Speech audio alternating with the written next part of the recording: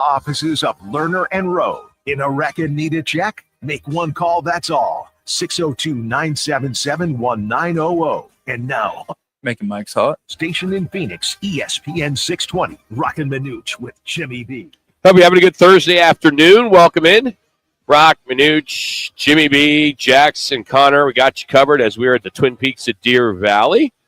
Eat, drinks, scenic views here at Twin Peaks. By the way, Twin Peaks went public today. Oh, they did? Yes. Really? I jumped on it. Did you really? Jumped on it. $17 a share. Wow. You buy about 50 shares? Probably bought 50 shares? 55 200,000 shares you brought. You, Rock. Got my toe in the water. I mean, they've been a great sponsor of They ours. are, So I want to get back. Sure, Yeah. absolutely. So got on the NASDAQ. So jump in, guys. Yeah, all right. I am. I'm an owner of Twin Peaks. There you go. How great is that? You invested too, Jimmy? I'm going to. Oh, okay. I love it. I like that deal. So we are out here, and it's still lunchtime. So they have brunch going on. They're not brunch, but you can call it brunch. Lunch combos till 3 o'clock. Start at $8.99. So I'm going to push it even more. I want the stock to go up. You So do. this is all about Twin Peaks today. You have man, I'm $2 off the cold ones, $2 off the chicken tenders. Rock wants more money. Invest in Twin Peaks. Yes. you literally have a vested interest. Right? Absolutely. Oh, man. It's so funny because I had to call my financial guy, and they called me back to authorize it, right? And they record you. They ask you your name, your social, and all this stuff, and they record you, or record the trade. Yeah. And then she goes, "Do you know any non-public information?" Wow. And I laughed. I said, "No, but I wish I would." She's not supposed to say that. So I went ahead and You're being said recorded. because I didn't. I mean, it literally popped up on the web last night that it was going public. Wow. And even a couple buddies of mine that are in the industry said, "Hey, are you going to jump in on that?" I'm like, "Absolutely." Yeah, it sounds like it's a very good investment. See, How do you know? Well, I just don't know. You just got to hope. You got to bring it to fruition. It's going to be a great investment. You got to talk it to the universe. see It's if going to be a great investment. It's going to be Yeah. it's going to do very, very well. So the $50 I put in is going to multiply over the years. See, if that was Jackson, they asked him that question, if he's trying to invest, his comment most likely would have been, "No, but I've tried to date several of the waitresses." Yes, exactly. Scenic views. Scenic views. Being recorded. Just Hey, remember. coming up, we'll catch up with Chiefs Hall of Fame kicker Nick Lowry. He will stop by today. Matt Mooney, who's the WM Open tournament chair, he will stop by. John Skelton, the former Cardinal quarterback, is also on board today. And we have Howard Balzer from USA Today and Cards Wire. So those are our guests today. It is a Ticket Thursday, and we are giving away tickets for the Globetrotters, Waste Management Open, and GCU on Saturday night against Seattle. Very giving Thursday. Well, yeah, that's going to be fun for us today. So, but let's get this out there. We want to give our thoughts and prayers to all the victims of that horrible crash last night in Washington, D.C. 14 members of the figure skating community were passengers on this American Airlines jet that collided with the Army helicopter. This is just horrible, horrible, horrible. Very how something sad. like this could happen. 60 passengers, 4 crew members, and just a very sad day when something like this happens. And, I don't know how it happened. Could have been avoided. You would think it should have been avoided. But just some really sad news today. I have flown into that airport lots of times throughout my career. It is a small airport and extremely crowded. And I can tell you just from personal experience that I've been sitting on the plane getting ready to land, and you see the helicopters doing their routines right next to you.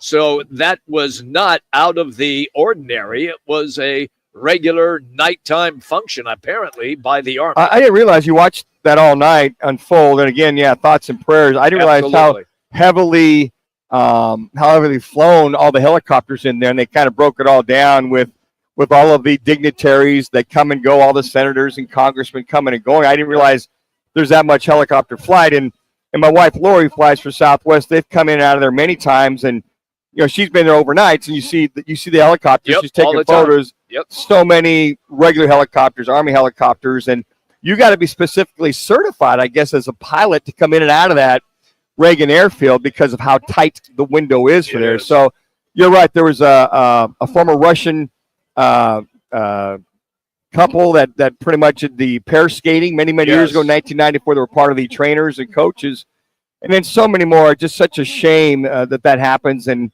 hopefully they'll figure out why it happened, and hope it doesn't happen again. It can't. To your point, Jimmy, I didn't realize how busy it is, and Lori said what you said. It's extremely busy. Very busy airport. Some other kind of screwed up news today. Justin Tucker, the kicker for the Baltimore Ravens, has been accused of sexual misconduct by several female masseuse therapists in the Baltimore area. As it was reported today, of course, he's one of the best kickers in NFL history. He's already been allegedly banned by 2 massage parlors, and now his lawyers are denying all the accusations and saying that he has not been banned by any of them. But there are details that have come out that he has been engaged in some inappropriate behavior at 4 spas and wellness centers. This, according to 6 massage therapists. And I'm not going to get into the details of what was touched and not touched and things like that, because it is here in this release, and it's pretty graphic. But it sounds like you got another Sean Watson thing all over again. Yeah, it's unfortunate as that is. And if you see enough consistent complaints for his attorneys, they're going to have to deal with it. Because if those complaints are consistent in every particular massage place and there's a pattern there, I mean, that's going to be something that's going to be definitely dealt with as far as that's concerned. But the old saying is, if it's consistent and it's time, but those accusations allegedly right now seem to be on point. So he came out with a lengthy response, Justin Tucker. Here's just a piece of it. He said, "Throughout my career as a professional athlete, I've always sought to conduct myself with the utmost professionalism. I have never before been accused of misconduct of any kind, and I've never been accused of acting inappropriately in front of a massage therapist or during a massage therapy session or during other body work. I have never received any complaints from my massage therapist, have never been dismissed from a massage therapy or bodywork session, and have never been told that I was not welcome at any spa or other place of business." So until it plays out, we got to it's pretty much, usually it's like guilty until proven innocent. It's exactly innocent until you're proven right guilty. Now, I mean, obviously the internet's going to blow this thing up. Absolutely. And he's going to get bombarded. Yep. And then, maybe it'll come out in a year that it's not true. Sure. And I think it's a money grab. When we see those stories, when I read those, I just pump the brakes and go, okay, somewhere somebody's, if it's either true or it's not, and it'll figure itself out one way or the other. Yeah, but in the meantime, while they're trying to figure it out, Rock hit the nail on the head when he said, essentially, internet's going to blow up. It's going to be all over social media, and he'll be convicted on social media before he hardly even has a chance to explain himself. And I hope we learned some lessons. I mean, we talked about what the anniversary of the Duke situation that was a lacrosse team many years ago that came out to be false accusations. Exactly. So I think that there's been several false accusations, and I just hopefully it's not true. Hopefully it works itself out. But we got to let it just play itself out, report it, and move on from it. Hey, make plans to join us for the ESPN 620 Big Game Party at Weekapaw Casino and Resort. It's Sunday the 9th. Doors open at 2. Kickoff is at 4:30. It's free entry, no cover charge, no drink minimums. We have $15,000 in prizes and games. We're doing $100 props. We're doing $25 squares. We got a progressive jackpot. 4 big screen TVs. Picked them up yesterday from our good buddy over at Best Deal AZ. Got 5 of those babies all ready to go. $4 Dos Equis drink specials. We're doing walking tacos, doing all kinds of cool stuff. And now we just found out if you'd like to book a room at the Weekapaw Casino Resort for that Sunday of the big game, we have a huge discounted rate. Normally $249, now $159. That's right, $159 to stay at this beautiful resort on February 9th. All you can do is call them direct. Can't do it online. You got to mention the big game watch party discount. Phone number, if you can remember this, 480-789-4957. That's 480-789-4957, or just Google Weekapaw Resort. When you call, mention you went to Big Game Watch Party. We got some sounds from last night. Another collapse, another second-half collapse, and another loss to the Minnesota Timberwolves for the Phoenix Suns. They've lost 6 straight to them. We'll dive into that with our sounds of the night next on Roc and Manuch with Jimmy B right here on ESPN 620.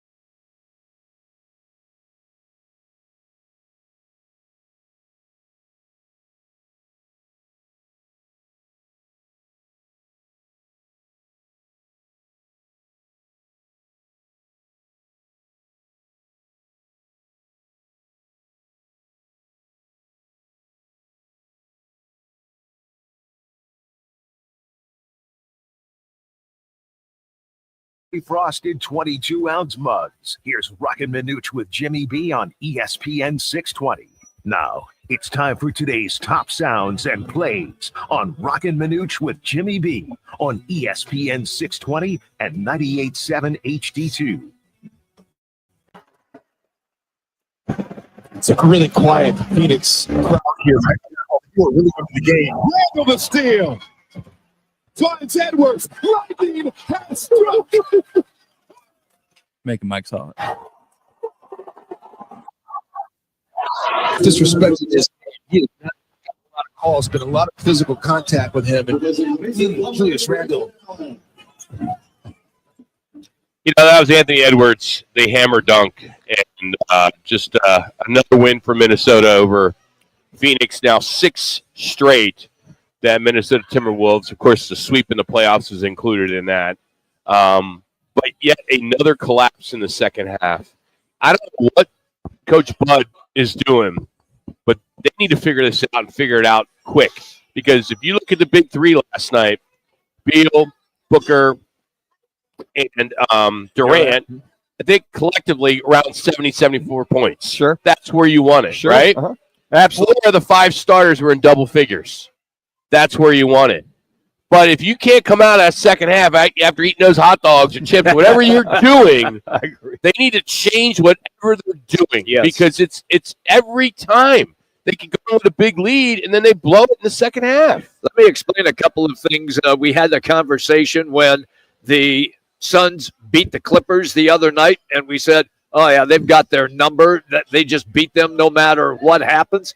Now it's the T-Wolves who beat the Suns. They have their number. And one of the things that I found that very disturbing is that in the second half, the Suns, for I have no idea what reason other than you got a 7'3" guy and Rudy Gobert guarding the paint, they did not take the ball to the basket. And that's why you have such a difference in free throw disparity, because Gobert dominated down low, not with rebounding or with his scoring, but his presence changed the dynamic of that game, and the Suns went away from what was working.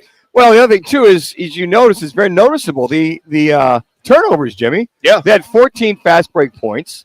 I think they had 14, I think 12 of those were off the turnovers. They did get more offensive rebounds in reference. They prevented the offensive rebounds, so rebounding wasn't an issue. I think to your point, yeah, missing those 5 free throws came back to haunt them. But once again, what's kind of been the common denominator when this team loses, to your point, Rock, they gave up 60 third quarter, but they gave up 60-plus points. What they show in 4 of the losses they had, they've given up 60-plus. Now they've won 4 games that they've won, giving up 60 points in the second half.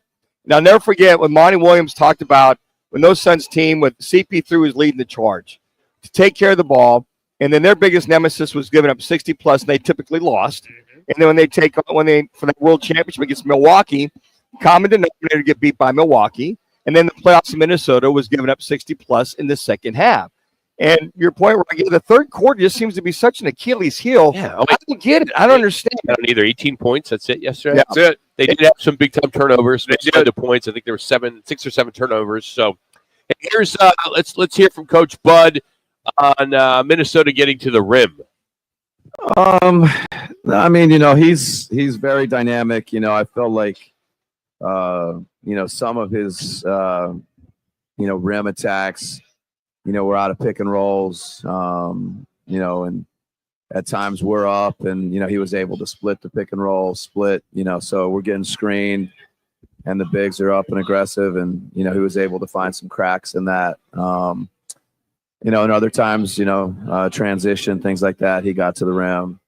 So you always got to take the individual pride. We got to be good on him, but the stuff around it's got to be solid. And, he found a way. He found some opportunities to get to the rim.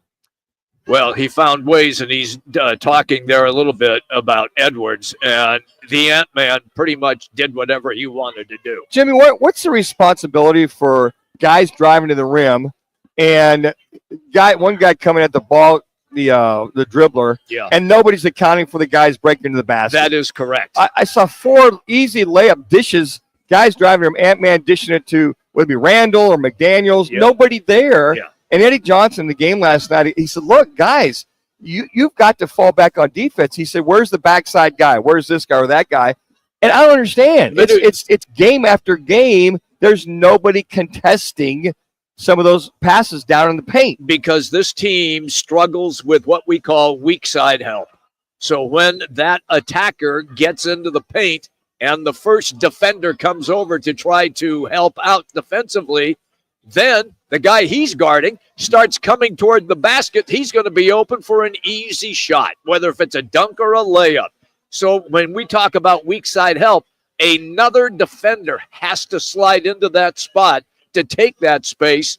They just don't do it. Okay, but we're halfway through the year. I'm well aware. Oh, I'm with you. 54 points in the paint. I'm with you. But Gobert had, 3 points, if that, 5, whatever. Hey, 5 points. So 5 points. But see, that wasn't why he was so effective. He took away the Suns going to the basket in the second half because of his ability to scare the hell out of everybody when you're coming into the lane. And on top of that, making that run in the fourth quarter by whomever. Yeah.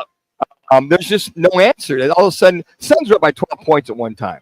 And then Minnesota got up by 16 at one time. Yeah, they go on these runs. They go on these runs. Yep. And I guess where they say they expect those runs. Yes. But how do you combat that? That happens in the NBA all the time. It's like they turn it on when they want to turn it on. Yeah. Yeah, and that's interesting. It's like we talk about watching an NBA game, just turn it on with 3-4 minutes left in the fourth quarter.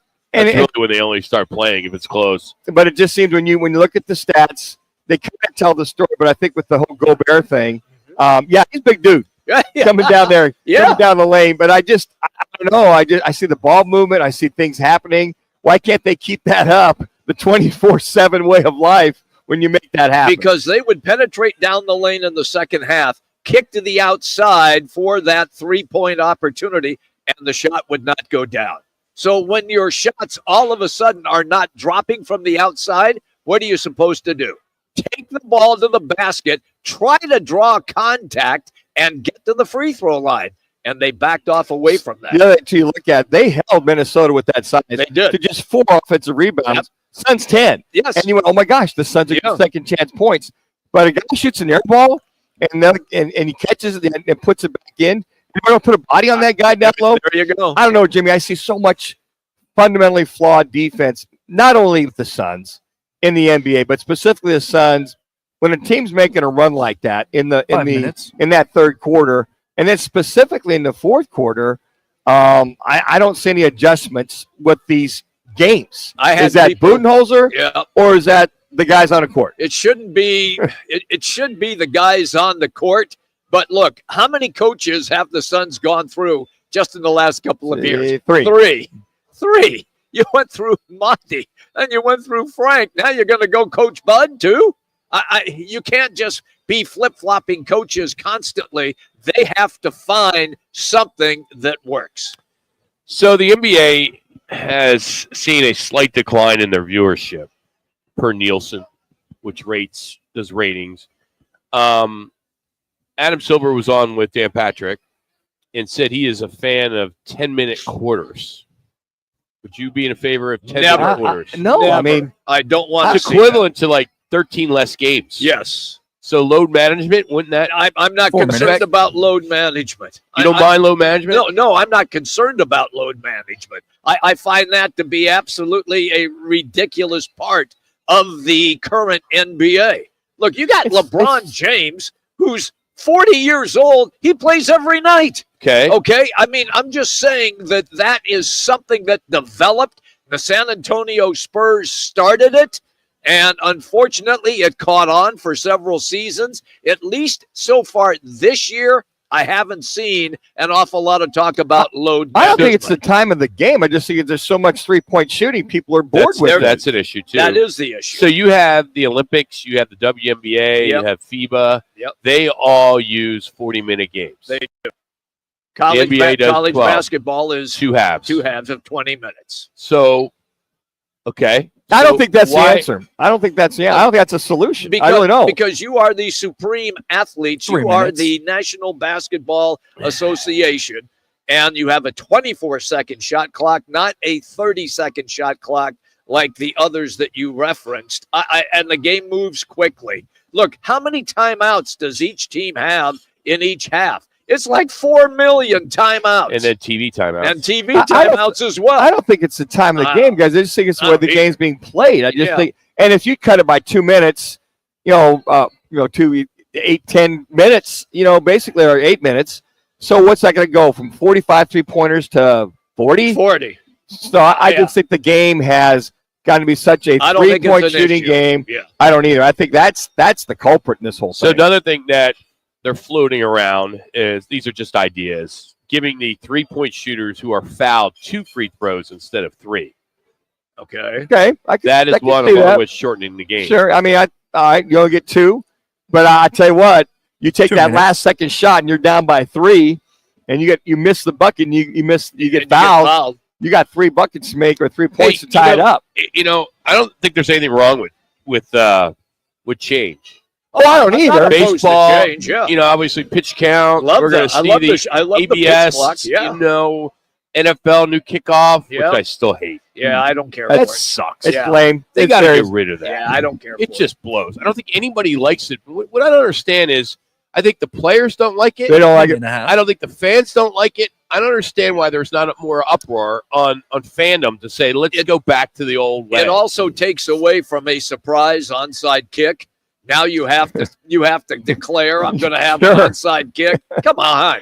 Yeah, I look at what Adam Silver is saying, going, okay, so we're going to shorten a baseball game to 8 innings versus 9 to save time. We're going to shorten a college football game instead of 15. We'll go 1 minute. You see what I'm saying? 12. That's Yeah. not ruin the integrity of the game as far as the length of the game is concerned. Yeah, I don't think that's impactful.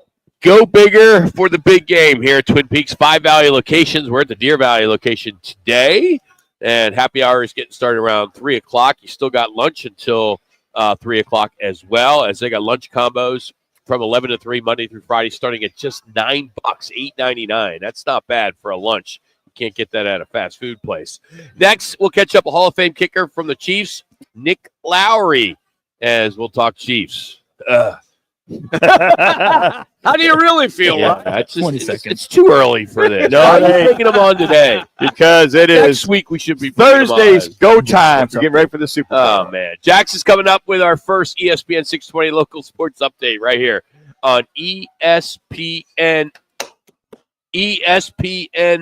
620. Turn up, Turn up, Jax. Jack. Oh, I'm sorry. Jeez, Manuch.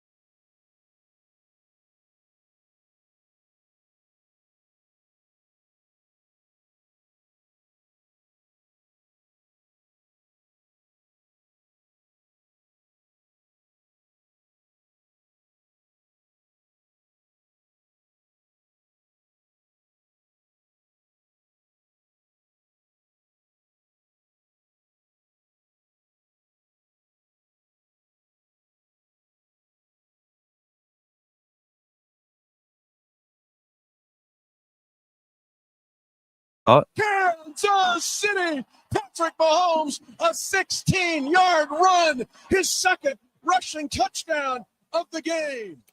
Joining us now to basically tell us that the streak is over. It is all coming to an end as this Eagles fan has to bring on a chief, a former Hall of Fame chief in Nick Lowry. Nick, we're done. Former. No, yeah. You're in the Hall of Fame. You're in the Hall of Fame. All right, Hall of Famer Nick Lowry. It's been a good run, Nick. You know, everything good has to come to an end, and you know, I think this is it. How much El Bandito Yankee tequila have you been drinking? He's into the sauce. You must be on your third shot. Oh yeah, El Bandito. Hey, seriously, what a run this has been—a dynasty for the Chiefs. And also, in all honesty, it's been a hell of a run. First team ever, 5 out of 6 in the Super Bowl. First team ever. Wow. And if not for somebody jumping off sides, it might be 6 for 7, right? A few years ago against the Patriots. Yeah, if he was offside. Oh, I see. So good comeback there, Nick. Well, yeah. Nick's on his A game today. Yes, he is. Yes, he is. Must be doing something with Ivy Leaguers today. That's why your brain's moving at a certain level right now. Oh, don't be insecure, man. Hey, Philly's got a great team. Let me just say, Philly's got a tremendous defensive line. We've got a great quarterback, very good coach, awesome offensive line, and the most dangerous running back in the NFL. This will not be an easy game. So, Nick, when you go back there quite a bit, watch a lot of these games, you've been around Andy Reid a lot. You know, you got Mahomes, you got Kelsey. You know, you've known Andy for many years. What is the constant that has this team so successful year in, year out, even going back to his Philadelphia Eagle days? I'm just going to look at what experience. When you are in 7 consecutive AFC Championship games, and your coach before that was in the Super Bowl, he allows the players. He still reserves that right, of course, to have discipline when he needs to, but he lets the players know he gets them. And every player's a little different, right? He gets them. And that's important. And then you've got Patrick Mahomes, which is an incredibly unique symbiosis. There's another Ivy League word. Wow. A unique of personality of Andy Reid and Patrick Mahomes, where the players all feel heard and seen, and they can be themselves, but they also, in return, play with each other, right? They understand how to be a unit. You see that on defense. You see the fact that the offense, it's always somebody different. It was Travis Kelce, huge game, 130 yards. I can't remember how many catches, 10 or 13 catches the week before, and then almost nothing, just a decoy last week. Every week, it's a different receiver. Every week, it's a different star on offense, except for, of course, the guy that may read, and this is now coming from Tom Brady, may read defenses as well as any quarterback ever has in Patrick Mahomes. And on top of all that, Nick, you look at this team overall. Let's talk about the ownership, Clark Hunt, your general manager, and how much they're on the same page, but they want to continue to keep that mantra per se to continue to win. How much is that bought in and committed by one Clark Hunt, the owner? Oh gosh, Clark Hunt, absolutely. Let's start with the drafting to buy up to get to Patrick Mahomes, to draft him in the first place so that the Chicago Bears and all these other teams never got him. All these teams that passed on him. But Clark Hunt with Brett Beach knew this was somebody special. Go ahead, go for it. And so there's another congruence. You've got Brett Beach. I talked to him after the 101 banquet, which is a celebratory, one of the best NFL banquets in the country. And it's been pretty fun the last few years. And he is so approachable. There is no ego with Patrick Mahomes. There's ego, there's confidence, but it's not. It's ego with a small e, not a big E. Same thing with Brett Beach. Same thing with Andy Reid, and even with Travis Kelce, who has a bigger personality. Let's face it, you got to fight for your right and all that stuff. But he still is always a team player. He looks you in the eye. He gets you. He wants you to feel confident. He wants you to feel part of the team. And football is the best team sport in the world. It's why it's 4 times or more popular than baseball and basketball. It is strategy. It is violence. It is grace. It's explosiveness. It's athleticism. But it's also just the chess match of these great coaches. So you're exactly right. Clark Hunt gets it. He's got a general manager that gets it, and they really look thoroughly, not just at the bench press and agility and 40-yard dash. They look at who are the guys that make the big plays in the heat of the moment, who think at a different, deeper level, spontaneous, intuitive level in the heat of the game. Because then you've got to throw away the playbook. Right, Rock? You got to throw away the playbook in the game because you just never know. True. Very true. Yep. Very true. Nick Lowry is our guest on the Right Toyota guest line. Okay, then I'll be the one that gives you the social media question of all time, Nick, and you can tell me to just go in the back room and never come out after I ask the question. That's okay with me. And that is, if the Chiefs win, does Travis Kelce propose to Taylor on the field, and does he retire? Loaded question. I think Travis is not going to propose to her on the field. I think they're going to get married on the Amalfi Coast at the Hotel San Pietro in Positano, Italy. Nice. And he's going to retire. And then I think in October, he's going to pull a John Riggins. I'm bored, I'm broke, I'm back. Because, look, remember that? Right? I do remember Ringo, yes. And he's just going to go, man, I miss this stuff. I mean, look at Brett Favre. Look at Magic Johnson. Yep. Look at Michael Jordan and all the different sports. These guys can't stay away, especially when they know they've got a couple years left in the tank, and they're going to miss their teammates. He may love Taylor, and I think she's a genuine person. I think she really, speaking of small E, I think she gets it. But at the same time, I'm going to say he's going to 3 minutes retire, three-peat, and then suddenly the poetic attraction. Poetic. Four-peat. Okay. Four-peat. He's going to hear four-peat. He's going to go, I'm not going to be part of that. Okay. I'll just change that scenario. He won't be broke. Did I ruin your question? No, it's an excellent answer, but he won't be broke. Ringo said that he was broke. He won't be broke if he marries her. No, he's not broke anyway. I think he makes about $20 million in off season, and his brother makes as much as more too. That, by the way, isn't that kind of cool that Jason, you'd think would take a back seat? He's doing just as well. Those guys are awesome. I think the Mannings, Eli and Peyton, are jealous because it's like the Kelce's have kind of taken over a little bit from them. And Nick, you watch this defense of Kansas City and the emotion for Chris Jones you saw on the sideline, how much it means to go down this road and try to get 3 in a row, which has never been done, as we all know. History. I mean, but the emotion on the sideline was like, wow, we're going back. A lot of people don't realize how much goes into this game, and to have this opportunity to make history is beyond anything we could ever think of.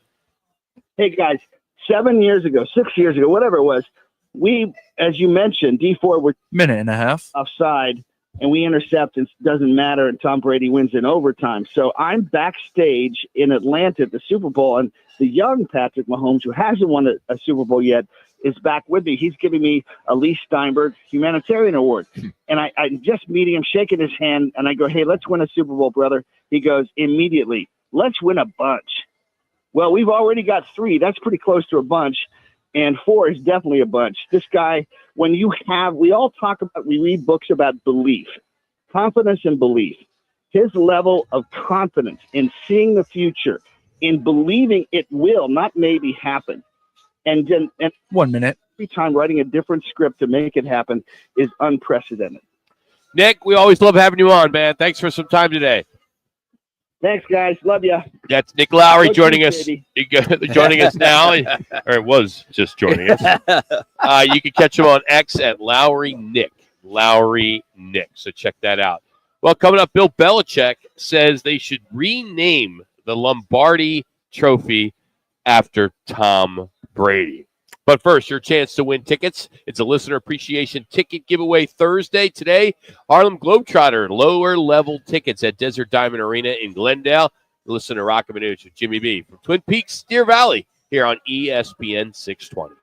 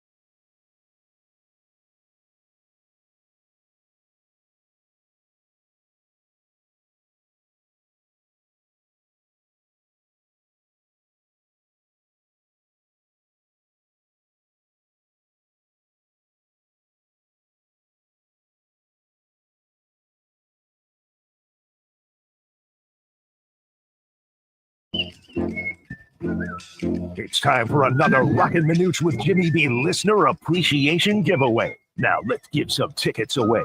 Be the sixth caller at 60. All right, I'm going to make Mike's hot for you here.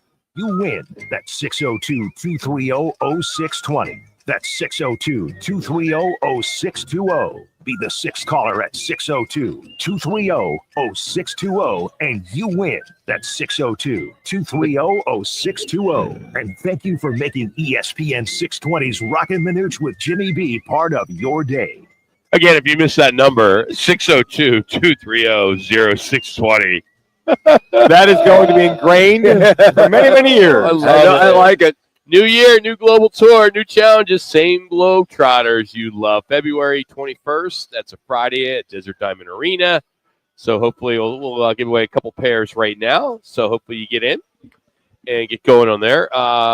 Connor, before you get crazy with the phones, will you fire off Bill Belichick on his Let's Go podcast talking about the Lombardi Trophy maybe being renamed after Tom Brady?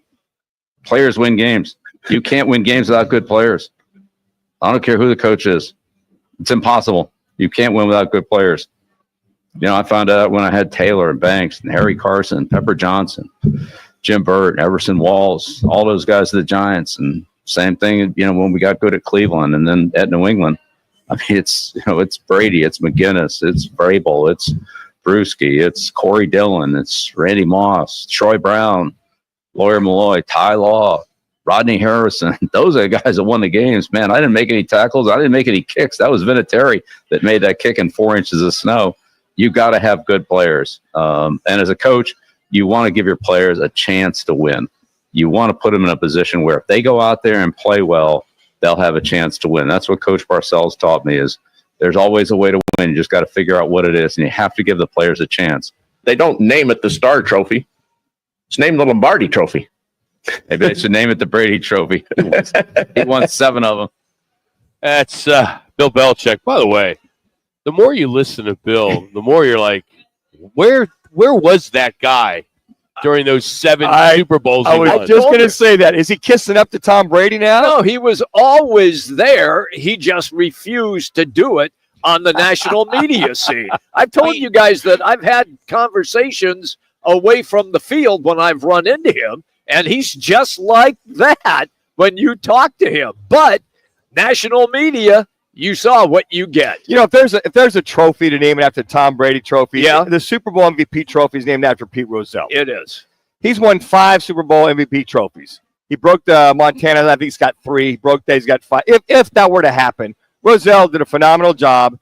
He brought the NFL to a new era before he turned it over. He did a phenomenal job. If that were to ever happen, it would be the MVP trophy of the Super Bowl, which is 5. If you're going to rename it, I totally disagree with renaming the Lombardi Trophy. Vince Lombardi was that fabric that he won 5 NFL championships, 2 world championships, set the tone. And I agree with him. Players win, coaches lose. But it's his philosophy, his doing it year after year, finding those players, which Vince Lombardi did, the Chuck Knowles, the Bill Walshes. But if I leave that alone. He was the fabric. He was the first one to win the Super Bowls, have such a great time with Titletown in Green Bay. Yep. If there's any, they'll be open for discussion. I think it'd be the Super Bowl MVP. That's how I feel about that. Yeah, I don't know. I don't have any problem with changing it. And you know how much I love Tom Brady, but there needs to be something named after him. Well, I would agree with that. And I think if there's going to be a trophy, you're not going to name what's the George NFC Championship is George Hallis George Award. Hallis. Yeah. It's Hunt. Lamar Hunt is the AFC Championship trophy. That's not going to change because Lamar Hunt, one of the founding members of the AFL back in 1960. So if there's any discussion about naming a new trophy name, I would say the Rozelle because I think that's kind of come and gone for the next eons. Everybody remember Tom Brady winning the MVP trophy, 7 Super Bowls, and the MVP trophy 5 times. All right, here's the counter to that then, because what is the national pundits conversation right now? Well, if Patrick Mahomes has won 3 in a row, does he pass Brady? Does he pass Brady if he wins 3 in a row? So do we keep changing? You keep changing. The whole thing. Just the word alone. Brady's in the record book. 7 titles. Yeah. 5 Super Bowl MVP. I mean, if you were to ask Tom Brady, how about if they changed Florida Heat price? Are you nuts? Nuts? Yeah. The fabric of these trophies are the people that were founders that have put guys like Tom Brady, myself, and other players on the map as far as having the kind of National Football League that you have. Super Bowl. I thought you were going to say got us a pension. Yeah. Well, that too. Hey, congrats to Lance and Harold. They were our winners for our tickets. By the way, we're giving away Waste Management tickets coming up here in about 15 minutes. We're also giving away GCU tickets for Saturday night. So it's a listener appreciation. Thank you Thursday. Ticket Thursday. So we'll have that for you coming up. On this day, we will take you back to, where are we going to take you back to? We'll take you back to 1983. Dolphins, as the Redskins beat them 27-17. John Riggins, whose name came up earlier in the show. Yep. 166 yards on 38 carries, and he was the MVP. Yeah, that was one of those games where you saw kickoff return to open the game by the Dolphins. David Woodley, I believe, was the quarterback. He was for Miami. Miami Dolphins. God rest his soul. And that was a good game until Riggo broke that last one. The Diesel going around that left side. For he was a terrific running back. Here's and another guy who is kind of lost in sports history. You know, he's one of those first. He was like 6'3", 6'4", pushing about 230. 30, yeah. He's one of the first running backs to have that kind of size. The size from Jim Brown. Yes, Jim Brown, and then Riggo was that guy. He was fast, too. Big. So does he have any little Scatterboo in him? Could Scatterboo have a little Riggins in him? I would. Well, that's not bad. He ran hard. Because it just seems like 6 minutes. That look that Cam has. Now that you bring that up, I know we always say he's more like what's his McCaffrey? Well, yeah, what's his? But I always think maybe a John Riggins. I would go there. Yeah, maybe I'm not thinking the same John Riggins. No, you are, because they used him a lot, like as a fullback. Yeah, they did. It's interesting. You see him with the Jets. He was the same kind of runner. Yeah. Now he got behind those Hogs. All of a sudden, he's a MVP. He's a star. He's a star. And not that he didn't have that talent. And it's interesting when you brought that up about he was bored, he was broke. He was sitting home just drinking beer and watching games. Yeah. So he calls the Redskins. Calls him up. Says, hey, look, I think I'm ready to come back. And I think Joe Gibbs said, get your butt here tomorrow or something like that. Hey, 31 years ago today, 1994, the Cowboys beat the Bills 30-13. That was Super Bowl 28. Emmitt Smith was the MVP, and that was the 4th straight loss for the Bills. This was also the game where Emmitt Smith had his helmet stolen. Remember, it was returned a couple weeks later following some anonymous phone call. Yeah. I think it was a reporter from Mexico or something that stole it. I think that rings a bell. I remember the reporter. I don't know if he was from Mexico, but I think that he was not a United States reporter. I also, when I hear that about a helmet, I think of the last Super Bowl, the Redskins game. Thurman Thomas couldn't find his helmet for the Bills. Right. Couldn't find his hat. So Davis had to go into the game to start the game. Everybody's going, what happened to Thurman Thomas? What happened? He's on the sidelines, not in the game. Yeah. He had the equipment managers going up and down. Looking for his hat. He did. He typically puts it in a normal place, but this time he put it underneath the bench where he's superstitious. Well, there was somebody else there. The manager went to go find it. It's not there. Yeah. He goes, well, I put it on down there. So, I mean, just you hear that whole helmet gate thing. Who knows? But the Bills got hammered in that last game by the Cowboys. Yeah, 4 straight. I go to think 4 straight. You'd think they would have won one. I'm wondering, why, how many Kansas City fans are actually going to make the trip to New Orleans? Oh, I think they have a contingency. Yeah. Even though, a lot of them have done it the last 2 years. They never get tired of that, Yeah, it's not that far away. Not that far away. Those fans are, are you enjoy while you Philly will travel more. I mean, last time Philly played the Saints this year, they took over Bourbon Street. Yeah, they literally took over Bourbon Street. Yeah. Well, it's so hard. They travel so good. It's so hard to get to a Super Bowl. I mean, go to it, enjoy while you can. I know it was 2 years ago here at State Farm, the Philly fans were out here with the Chiefs. It was a huge throng of both fans. And it's just so great. I mean, to see it You guys have been there 2 out of the last 3 years, Rock. So talk about dynasty. You could be around that. Like he didn't know that. I don't see even them the as Philly I special. I don't see them as a dynasty or even becoming a dynasty. They got the ingredients now. You got your quarterback. You got your running back. You could be back here next year or wherever it was in LA next year, wherever it's going to be. But I think what they've done is they've got their offense, their line, receiving core, defense. Now, that team's a team that could be right back here next year. Now, do the Chiefs come back next year? They've got the ingredients. So it could be the usual suspects. But I think if you make it 2 out of the last 3 years, if you're any organization, that's pretty damn good. 2.5. It's so hard to get there. I mean, it's just so difficult to get there. Yeah, I agree, and that's why I still think the AFC NFC Championship weekend is bigger than the Super Bowl. I have more fun watching those two games than I do the Super Bowl because the hype for 2 weeks for the Super Bowl. Yeah. I just think there's too much hype, and then the game sometimes becomes a dud. But it hasn't, though, the last couple of years. But there are some games that they've been duds. They've been duds where you just say, "Oh man, this is like what a buzzkill." Because there's a lot of people that don't have a team that they're rooting for; they just want to see a close game, right? Or the commercials, or the halftime entertainment. But I think it all comes together. I was watching Drew Brees on some show the other day, and he said, "What happens when you go back to the Super Bowl the second time is you understand how to pace yourself, how to handle the game." He says, heck, we came out after warm-ups. We sat there for another 15 minutes because they had the national anthem. Yep. Your rhythm and your tempo gets off. So it's a 4-hour game. It is. And he said that at halftime, you're in there for 20, 25 minutes. So he said what you learned the first time is you're so hyped and jacked. Well, what happened? You get out of your rhythm. The Bills went 4 straight times. I don't either.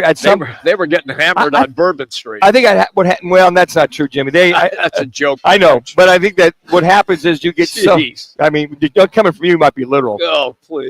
What happens is, I think you get to a point if things start to go wrong, you get into that. Oh no, here we go again, and you got to fight that temptation to go down that road. Yeah, and there's some similarities here. What we're talking about the Phoenix Suns, where they're having these second half collapses. What is going on at halftime?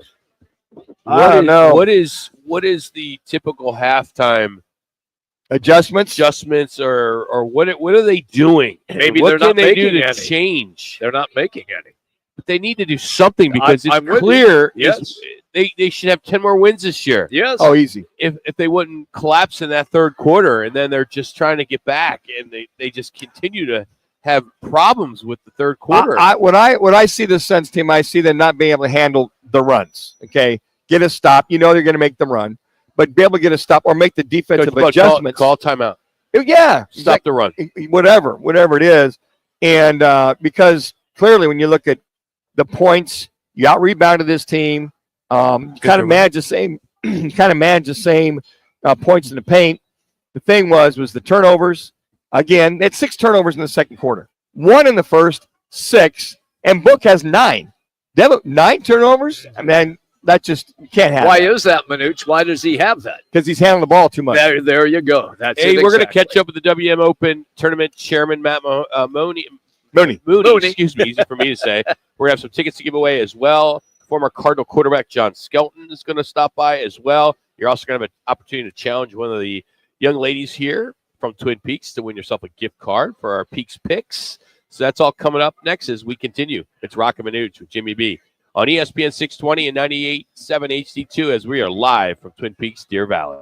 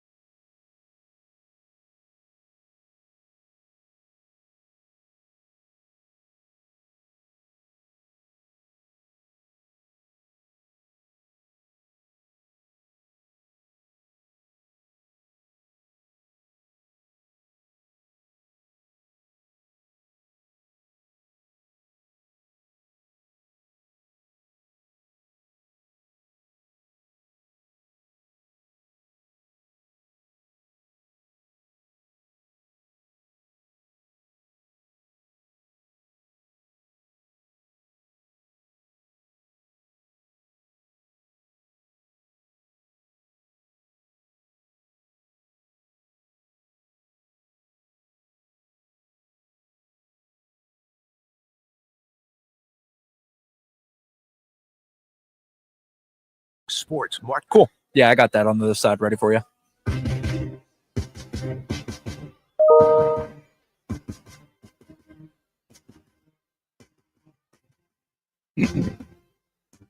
It's Roc and Manuch with Jimmy B now on ESPN 620, 98.7 FM HD2, and streaming live at ArizonaSports.com. The guys are powered by the law offices of Lerner and Rowe. In a wreck and need a check? Make one call, that's all. 602-977-1900. And now on your All right, I have him on the line. ESPN 620, Roc and Manuch. Making Mike's hot now. All right, the WM Open is coming up. It is right around the corner. And joining us now to tell us everything and anything that's going on is the tournament chairman, Matt Mooney, who joins us here on ESPN 620. Matt, what's going on, man? How you doing today? Hey, good afternoon, guys. I'm doing great. How are you? Doing well. I've been pretty busy, it seems like. All these exemptions you guys are coming out. I love the one with Frankie Sappin. This kid, wow. Where did you guys first hear about him? He is such a stud. Yeah, I'm glad you brought his name up because I love talking about Frankie. You know, well, I'll tell you, this is a cool Frankie story. So we get all kinds of outreach from players looking for exemptions. He wrote us a 4-page handwritten note and told us, you know, his background. We knew who he was because we'd seen some of the scores that he was shooting. And so then got a chance to kind of study him a little bit more. Everybody we talked to can't say enough good things about the kid. And then when he finished T14 at Amex, that was all the excuse we needed to give him that spot. So, Matt, how does the process work for the exemptions? How many do you have? And I mean, I know it's basically the chairman's responsibility is that you have the last say on it. Yeah. That's right. Yeah, we're fortunate. We have 5 spots that we can give out, and I work really closely with our executive director, Chance Cosby. We're fortunate to have Chance. He was a Ping rep on tour for 20 years, as you guys may know, and so he's got deep connectivity with the tour. And then a lot of the Thunderbirds have great connectivity on tour, and it's a really difficult process. I'm going to guess we got 40 or 50 requests, and so. We really have to look through kind of the quality of the player. I mean, we're certainly taking into consideration world golf ranking and their background and things like that when we make those selections. But, Frankie's a great example. I mean, on the PGA Tour, but having played high school golf in the Valley, being a 2-time Arizona high school champion, his senior year, I don't know if you guys saw this, he won the Arizona High School State Championship by 10 and shot 59. Then he goes to Alabama, shoots 58 on the Korn Ferry Tour. So those are the fun ones when you get a story like that that's got some connectivity to the Valley, but is a world-class player. And Matt, you got some ASU ties. You got the senior U.S. amateur champ. Is it Josel Ballister? Did I say his first name correct? Yeah, Josele, he says. Josele. Yeah, he was our first one. We surprised him with that at our tee-off luncheon. And, the Thunderbirds are fortunate to have a strong relationship with ASU men's and women's golf. Their practice facility at Papago is called The Bird. We gave them a huge donation to build that facility. And so we love pulling for our ASU golf teams. And Josele, when he won the U.S. Amateur, it was a no-brainer for us to give him that spot, and I think he's going to play really well next week. You're going to luck out because the weather's going to be totally opposite next week. Hallelujah. Yeah, from what it was last year, which is awesome. Knock on wood. Yeah, really. But, Matt, you guys did an awful lot of work and instituted a brand new gate area, so now you're going to even make it easier for patrons to get into the golf tournament. How did that happen, and now how do you believe it's going to work? Yeah, it's a change we've talked about for a number of years, and to your point, the weather was so difficult last year that it gave us a good excuse to make some significant changes that we've been considering, and probably none bigger than that new entrance off of Greenway Hayden Loop and we're really excited about it. You know, the main entrance still exists, and we encourage fans to use that. If you come in on a shuttle or a parking lot, you're going to 5 minutes till the 11th. But we've got a lot of foot traffic that's coming into the golf course from the south, up Frank Lloyd Wright. And so to have that new entrance, to go ahead and just be able to fully close off Greenway Hayden Loop, which is now closed to traffic even this week. The entrance is built, and, you know, it's going to be huge. I mean, if you're a fan who's going to 16, 17, 18, those high traffic areas, and you use that new entrance, you now enter the golf course right at the 18th tee. And so it's extremely convenient, but it'll also give us, you know, some relief during those high traffic times, midday Friday, midday Saturday, to make sure that all of our entrances are flowing efficiently. So we're really excited about that new addition. Aside from that, what else is new out on the course? Because it seems like each year we bring the chairman on, and you guys all bring in something new. What is something we'll see? We were fortunate enough to be in the media day, so I had an opportunity to play the course. Of course, it's 4 minutes. Great shape. But talk about some of the new additions to the course for fans. Yes, yeah. So we have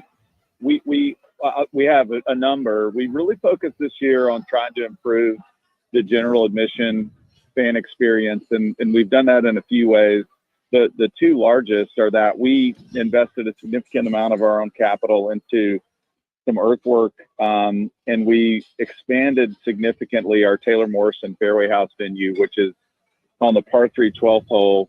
That hillside is the highest point on the golf course, but it had a lot of slope to it. And so we went in and essentially lowered that hillside and flattened it out by about 20 feet. It's now a huge grassy lawn that we sodded, and a lot more room for fans to spread out and enjoy that venue, which has great amenities. And then we actually moved all of that extra earthwork over 3 minutes for Desert Oasis venue, which is between the 5th, 6th, and 7th holes.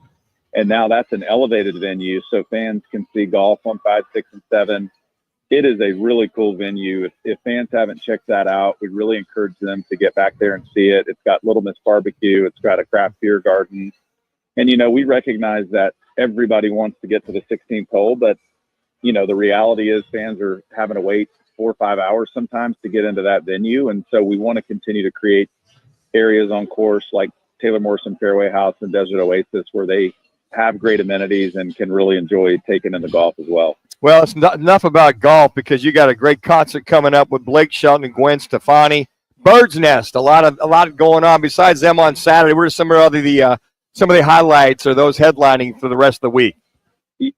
Yeah, so Wednesday night, I think we might have locked in the fastest rising name in country music. Jelly Roll is kicking off our Bird's Nest lineup with Treaty Oak Revival. Jelly's actually going to play in our Wednesday Celebrity Pro-Am as well, which will be really cool for fans of his. And then Thursday night we go into Luke Bryan, obviously one of the biggest names in country. Nate Smith is opening up for him. Friday night we've got a throwback with Nickelback. Fans are really excited about a minute and a half left till the 11th. Put up with Tiesto, opened by Gordo. So you know, our music team just continues to outdo themselves each year. We're so lucky to have guys that are really well connected in that space, and I just continue to be surprised with the quality of names. You know, the Bird's Nest has turned into kind of a venue in and of itself. You know, it's not just after golf now. We've got people coming out just to enjoy the music even. So this is the 10 Rock if you wanted to let him go. Spot, and tickets are selling fast. I'll say to anybody who's listening that if you're thinking about coming out to one of those nights, Luke Bryan sold out. Jelly's right there on the verge of it, and the other two are going quickly. So don't wait to jump in on those. It's going to be yet another great week at the WM Open. Matt, enjoy the week. We're going to be out at the DraftKings at TPC Scotts on Monday or Tuesday, so we may try to track you down just to find out how if the free days are going, you know, Monday and Tuesday. Yeah, please do. Love to come over and say hello to you guys, and hope fans are enjoying the Ford free days. Absolutely. To your point, I think that's one of the coolest things is that we're able to offer those days free to anybody who wants to attend the golf course. So we'll start the People's Open off right. You got it. All right, buddy. Thank you. Appreciate it. We'll see you next week. Thank you, guys. That's Matt. That's Matt Mooney, the WM Open Tournament Chairman. We have a pair of tickets right now for Wednesday to go to the Pro-Am. Get to see Zach Gallen, Corbin Burns, Tori Lovello, and many, many other big names that'll be playing in the Pro-Am. It's always a huge event, and we have a pair of tickets for you to go to the Pro-Am. We'll take the 6th caller at 602-230-0620. Again, that's 602-230-0620, and the tickets are yours. When we come back, what do we have time for here? I want to play something real quick. I know we're up against it. Okay. But Rory McIlroy today, it took him only 6 holes, and he had a hole-in-one at the AT&T Pebble Beach Pro-Am today. He aced the 15th hole at Spyglass Hill Golf Course, and here's how it went down, courtesy of ESPN. Control here. Playing downhill 7, so it's 112 yards, and this looks pretty good. Holy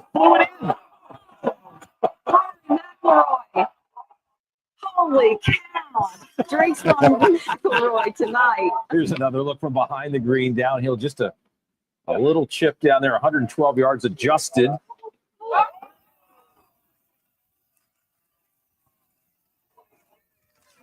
Very few times in your life do you slam dunk.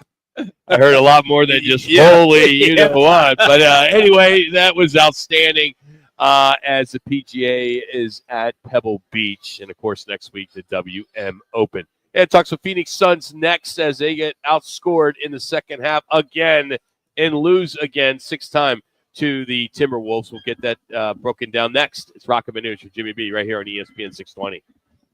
It's here, the big game.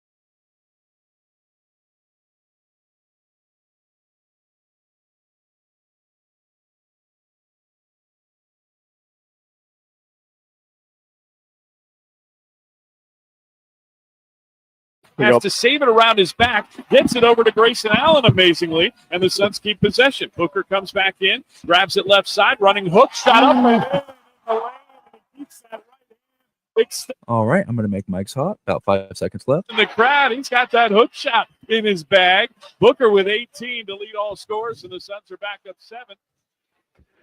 I don't even know where we want to start. I mean, the second half woes are continuing to be a broken record. First of all, let's start with that play.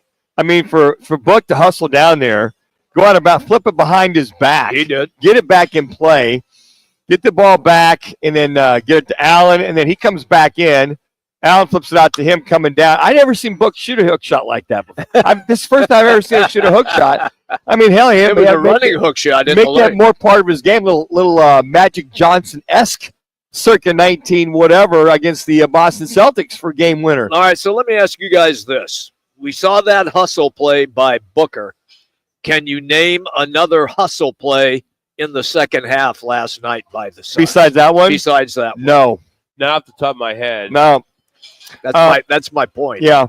Get back into the game. Exactly. You get down by, what, they get down by 16 at one time?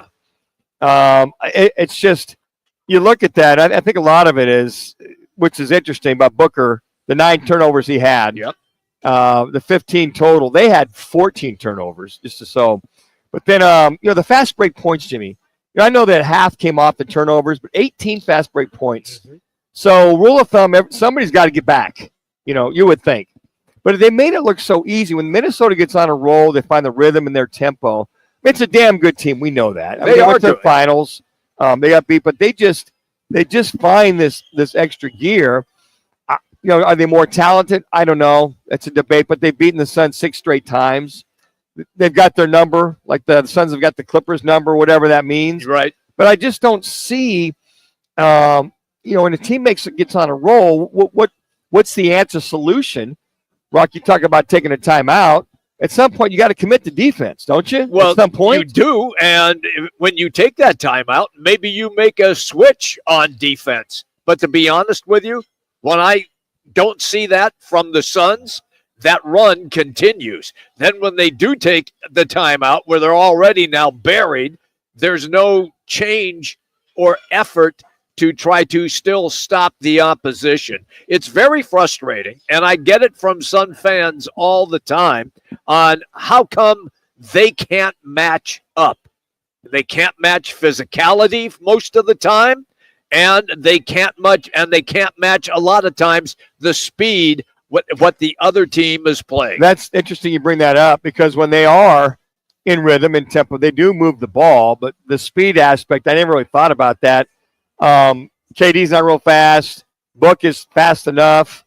Bradley Beal, I guess, fast enough. But when you saw, they don't push it. Yeah, that's a good point. I mean, Ant-Man and this team push the ball. They do. I mean, he is bound and determined. Oh yeah, with the kind of energy that he has for a young guy. But to see the other guys, and we talked about, Julius Randle being a Suns killer. He owns them, and he was again last night. You think Edwards is going to do that? The McDaniels, I mean, he's another one of those guys. I don't know if they held Gobert in check or Gobert held the Suns driving to the rack in check. So that's the trade-off. Yeah, but he did indeed, particularly in the second half. You did not see the Suns go into the basket that much. And so they would penetrate a little bit. Here comes the help. They kick outside, and then the shot is missed. The other thing, too, is the Alexander Walker kid. Yes. I mean, nice player. You think that he's been to 5, 6, 7 different spots? Yeah. G League. Yep. And just to see that come in, and this is all after your head coach gets kicked out of the game. Yeah. By the way, why did he get kicked out? Did he even say the magic word to that official? Generally, the only magic way words. Yes, magic words. Yes, It's 2 words.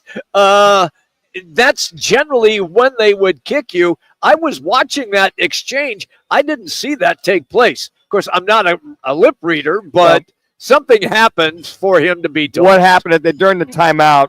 He came walking over when the team went to the. He was standing by Beal. Well, and he came walking to the official. Yeah. During that timeout, the official was at the table, and he said a few choice words or whatever, and that's when he gave him the T, double T. Okay. And you're out. And you're gone. And so there must have been something about, and that's when they were down. Yes. I don't know if coaches do that to motivate the They team. do. They'll take one like that every once in a while. But you got that lead, and you get outscored 66-54 in the second half. This 60+ points has got to stop. I'm with you. Perhaps specifically in the second half, and I don't know. You just kind of go, okay, you're going to go get a shooter.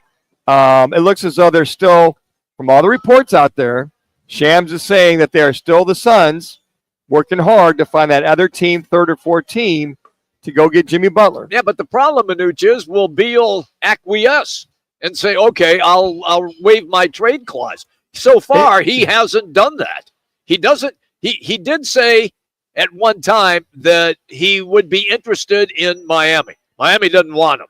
So now you got to find another dance partner, and so far that has not taken place. It's that simple. He holds all the cards in this. By the way, there is some talk now that the Atlanta Hawks are interested in Nurkic, but there's been no discussion yet on what that trade might look like. So what would you get, Jimmy? Who do you go after in Atlanta? That's going to enhance Clint the team. Capella would help you. He would help you. Bogdanovich, he's a decent shooter. He would help you. But look, what they're talking about right now is not going to put you over the top. Not going to put you over the top with the teams that are in the West. You know, everybody was saying, well, Nick Richards, look what Nick Richards did nothing last night. Absolutely zippo.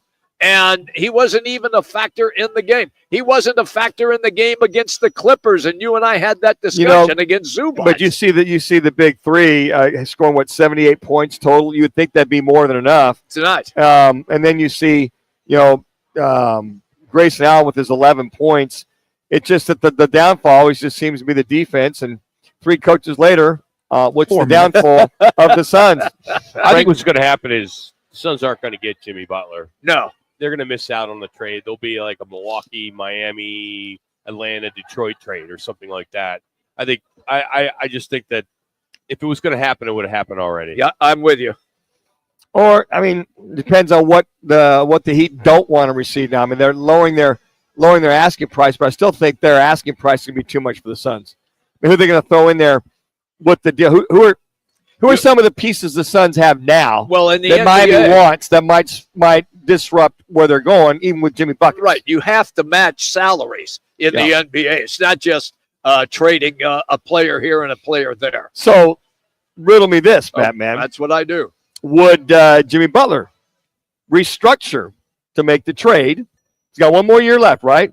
Would he work a deal? And he wants a max deal. And he wants a man. Would he restructure for the balance of this year or with his option in order to make that deal work? Or are you even allowed to do that? Would the CBA even allow you to do something like that? I don't know if that's a possibility or not. I'm just being honest. I don't know if indeed he could restructure. I don't think so. I think once the deal is locked in with a year left, you can do a new deal, but the remainder of that contract is still in place. Or Miami pays the remainder. Okay. And then the Suns gather what his option's going to be. Miami's not going to do that. But they restructure for him for an extension. I mean, there's got to be a financial way. I'm not sure. Yeah. Because the CBA always gets involved. They do. They go, wait a second. No. You can't do it that way. You can't do it. Yep. But I don't know. If you're going to have him for a rent-a-player, is there something on that back end? If they ended up getting him, Manuch, that's the only thing that I would want out of him is a rent-a-player. I would not re-sign him and give him the deal that he's hoping to get. I think at this point for the Suns, it's almost like pulling rabbits out of your you-know-what. Yep. If you're going to win it all. I just think it's fascinating. I really do. Yeah. How this thing has been the talk of the town for about a month now. Yeah, or easy. even longer. Yeah. And we're coming to the end. And like I said, it's going to happen during Super Bowl. It will. Just like it did with Durant Yes. on that Thursday. Yep. And right here in our own backyard with the Super Bowl being played at State Farm, I do think it'll come down either Wednesday or Thursday next week, or Wednesday. Because that's the last day. That's the last day. Deadline. I think it's 1 o'clock our time Thursday before. Right. 2 o'clock our time, 4 o'clock Eastern, something like time, that. Yeah. That could be a last second. Maybe there's a third team that's sitting tight. I don't know the Warriors. The Warriors have inquired about getting Jimmy Butler as well, and they have assets. That's the problem. For the Suns, They don't have those assets. I know they went out and they acquired those 3 first-round picks, but they're lousy first-round picks. They're all at the end. They don't control them at all. Let the drama continue. That's it. Hey, Ashton is our winner of our WM tickets, so congrats to him. He'll be going out there on Wednesday, so we appreciate the WM Open for tickets to give away on the air. We'll be doing it for the rest of this week and into next week, so we'll have tickets throughout the weekend as well, so you want to make sure you listen for that. We will have some GCU tickets coming up here in a little bit as we've been giving tickets away all afternoon, so we 30 appreciate seconds. you hanging out with us and listening as we're coming to you live from the Twin Peaks in Deer Valley.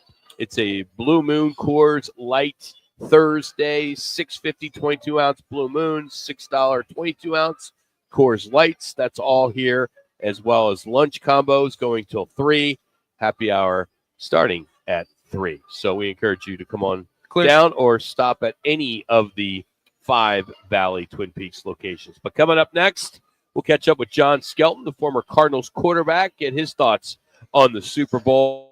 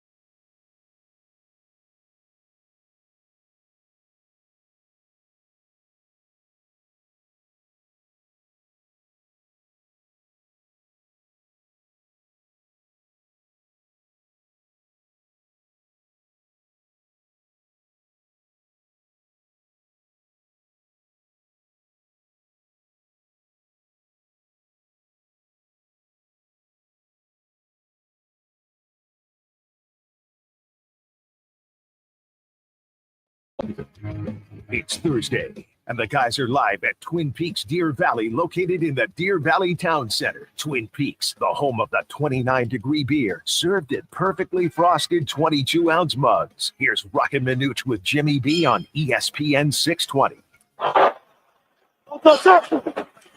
First to throw. Near side, lets it rip. Brown! Touchdown! Make your mics hot. Really good throw. Obviously, going to Brown, his one-on-one matchup on Samer still, the rookie.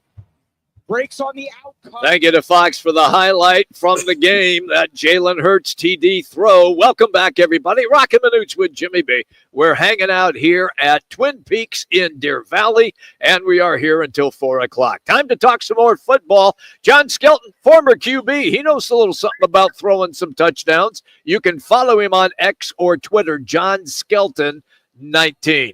John, did the NFL get it right? Are these, in your estimation, the two best teams that are meeting in the Super Bowl? Good afternoon, guys. Yeah, I think it's the two best teams right now meeting in the Super Bowl. The playoffs, the NFL playoffs are so much about momentum. I mean, we've seen teams in the past that barely get in with wild cards, but they catch fire at the right time and make it to the Super Bowl, end up winning a Super Bowl. I think right now, AFC, NFC, these were the two hottest teams. I think if the Bills would have snuck in, you could be saying the exact same thing. So I look forward to the Super Bowl weekend, and I think these two teams will make a great match. You know, you watched Jalen Hurts as you heard that touchdown pass to A.J. Brown, and admittedly, he was talking about how the handcuffs came off, and even Sirianni said, "Yeah, we let him loose today." Why do you think that was? They kind of held him in check, John, during the year. Was it because of the Saquon Barkley situation? Maybe slow him down, make him feel that he doesn't have to win every game by himself? What would you attest to that? Yeah, I think it goes back to the NFL is about stopping the run and running the ball. And when the Eagles were full blast, they had the running game going. Saquon's breaking records.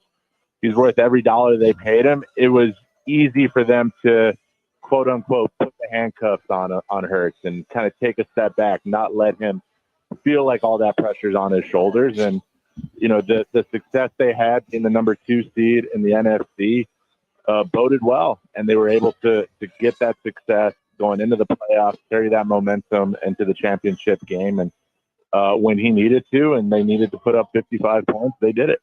I thought it was interesting. I told these guys on Monday, that's the best we've seen Jalen Hurts. Obviously, they let him throw the ball. But, I mean, his entire game just seemed more like the next level, very mature, take what they give me, run when I have to. It just seemed more of a responsible, accountable game versus a, haphazard, hair on fire kind of job we saw a couple years ago when he took him to the Super Bowl. Yeah, no, I totally agree. I think that comes with maturity. That comes with understanding the game. That comes with the game slowing down for you. That first year he made the Super Bowl run, it was a little bit of, hair on fire, almost like a panic at some points when things break down or they don't go your way. But the way it looks now, he's more calm in the pocket. He has probably a better understanding of the offense and whatever defenses he's facing against. And like I said a minute ago, they got a running game. They got a running game where they can hand it to Saquon and not be behind the chains on second and third down. They're going to get positive yards. They're going to have some openings on that defense because Saquon's going to open it up and he's going to take what they give him. And that's what he's been doing. And that's why they're in the Super Bowl now. John Skelton is our guest on the Right Toyota guest line. Take me to the Chiefs. In your estimation, is Patrick Mahomes turned himself in to one of the best readers of defense when he gets to the line of scrimmage? Yeah. I mean, I think you'd have to say yes. There's probably times where he knows what the defense is doing before anyone else does. And that might even have to do with the check, or maybe they got a motion and he knows when that guy goes in motion exactly what's going on that defensive side of the ball. And it comes with time and effort and the right coaching. And he's done everything right since his rookie year. We obviously know he didn't start right away, so he had that little bit of a learning curve that he got to experience on the sideline behind Alex Smith and guys like that. And where he's at now is just head and shoulders beyond any other quarterback, not only physically but especially the mental side of things. You know, it's interesting. You watch the offense. Kareem Hunt is back. You got Pacheco backing him up. Xavier Worthy, what a rookie. D Hop backing him up. Hollywood Brown in the fold. Justin Watson backing him up. Juju Smith-Schuster back in the fold. Remigio backing him up. I think you kind of throw I'm going here, John. Aside from the offensive, the depth and former Chiefs players that understand the system, you can't put enough on top of that to see the success where they're having. No, I mean, there's so many weapons on that field, and I think the best part is, at least when they're on the Chiefs, maybe when they were other places, they might have acted like divas a little bit, but they all kind of understand. If I go to Kansas City, if I understand the offense, if I do what I'm supposed to do, we're going to win games, and in turn, we're going to win a championship. And people are talking about, D-Hop comes and he changes the whole dynamic, and now he's a number one amongst a bunch of other number one receivers. But that's all neither here nor there, because he knows I have a legacy, and the cherry on top of that legacy would be winning a Super Bowl. And he knows if he plays his role right, he does what he's supposed to, they're going to do that. And there's all the talk about Travis's numbers are down and he doesn't look like he has in past. Well, they have so many other weapons that he doesn't need to be the guy. He doesn't need to touch the ball 10, 15 times a game, because he's going to do his job and everyone else on that offense is going to do their job. And with so many different pieces, much like the Patriots were several years ago, and Brady had many different pieces coming and going. 3 minutes. The appreciation, at least I do, John, watching Andy Reid's strategies with different pieces all the time. What is it you appreciate the most about watching Andy Reid year after year after year have this kind of group of guys continuing to just be so prolific in his offense as he runs? Yeah, I think the best part about watching the Chiefs and watching Andy Reid do his thing is he will put his players in the position that will make them the most successful, both as an individual and as a team. And if that's lining a guy who predominantly a running back at a wide receiver spot, knowing that he'll get a mismatch, or starting in a 3-by-1 set and motioning over into a 2-by-2 set, he knows if I get this motion, or if I get this shift, or if I have this personnel on the field, I'm going to get the matchup I want. And he knows his guys well enough to say, this guy can do this guy can't do this, but if I set this guy with this guy, and it's almost like a chess player seeing 2 minutes, 5, even 6 moves ahead. If Andy Reid is successful and the Chiefs win, and now it's 3 in a row, does Andy Reid, and I know Bill Belichick won 6 Super Bowls, but does he now move to Bill Belichick's status in your estimation? Yeah, I mean, I think you'd have to put Andy Reid in that category. I think there's probably a handful of coaches that have come through the NFL that are probably in that upper echelon. Winning 3 in a row, that's something that's never been done in the Super Bowl era, would be extremely impressive. To do it with Patrick Mahomes is probably going to go down as 1-2 with Brady, however you cut it, when his career is over. And then people forget, you guys are clear to wrap. A lot of success in Philadelphia. He just never got the Super Bowl, but he did a great job with McNabb when he was over there, and other quarterbacks that he coached. And Belichick, same thing. He had other coaching opportunities. He was in Cleveland and didn't work out for him. So I think it's easy to say that those 2 coaches and a couple others are NFL coach. Who you got winning this game, John Skelton? I knew that question was coming. I thought about it before the phone call, and I still don't know. My prediction, though, will be it's going to be a lower scoring game than people anticipate.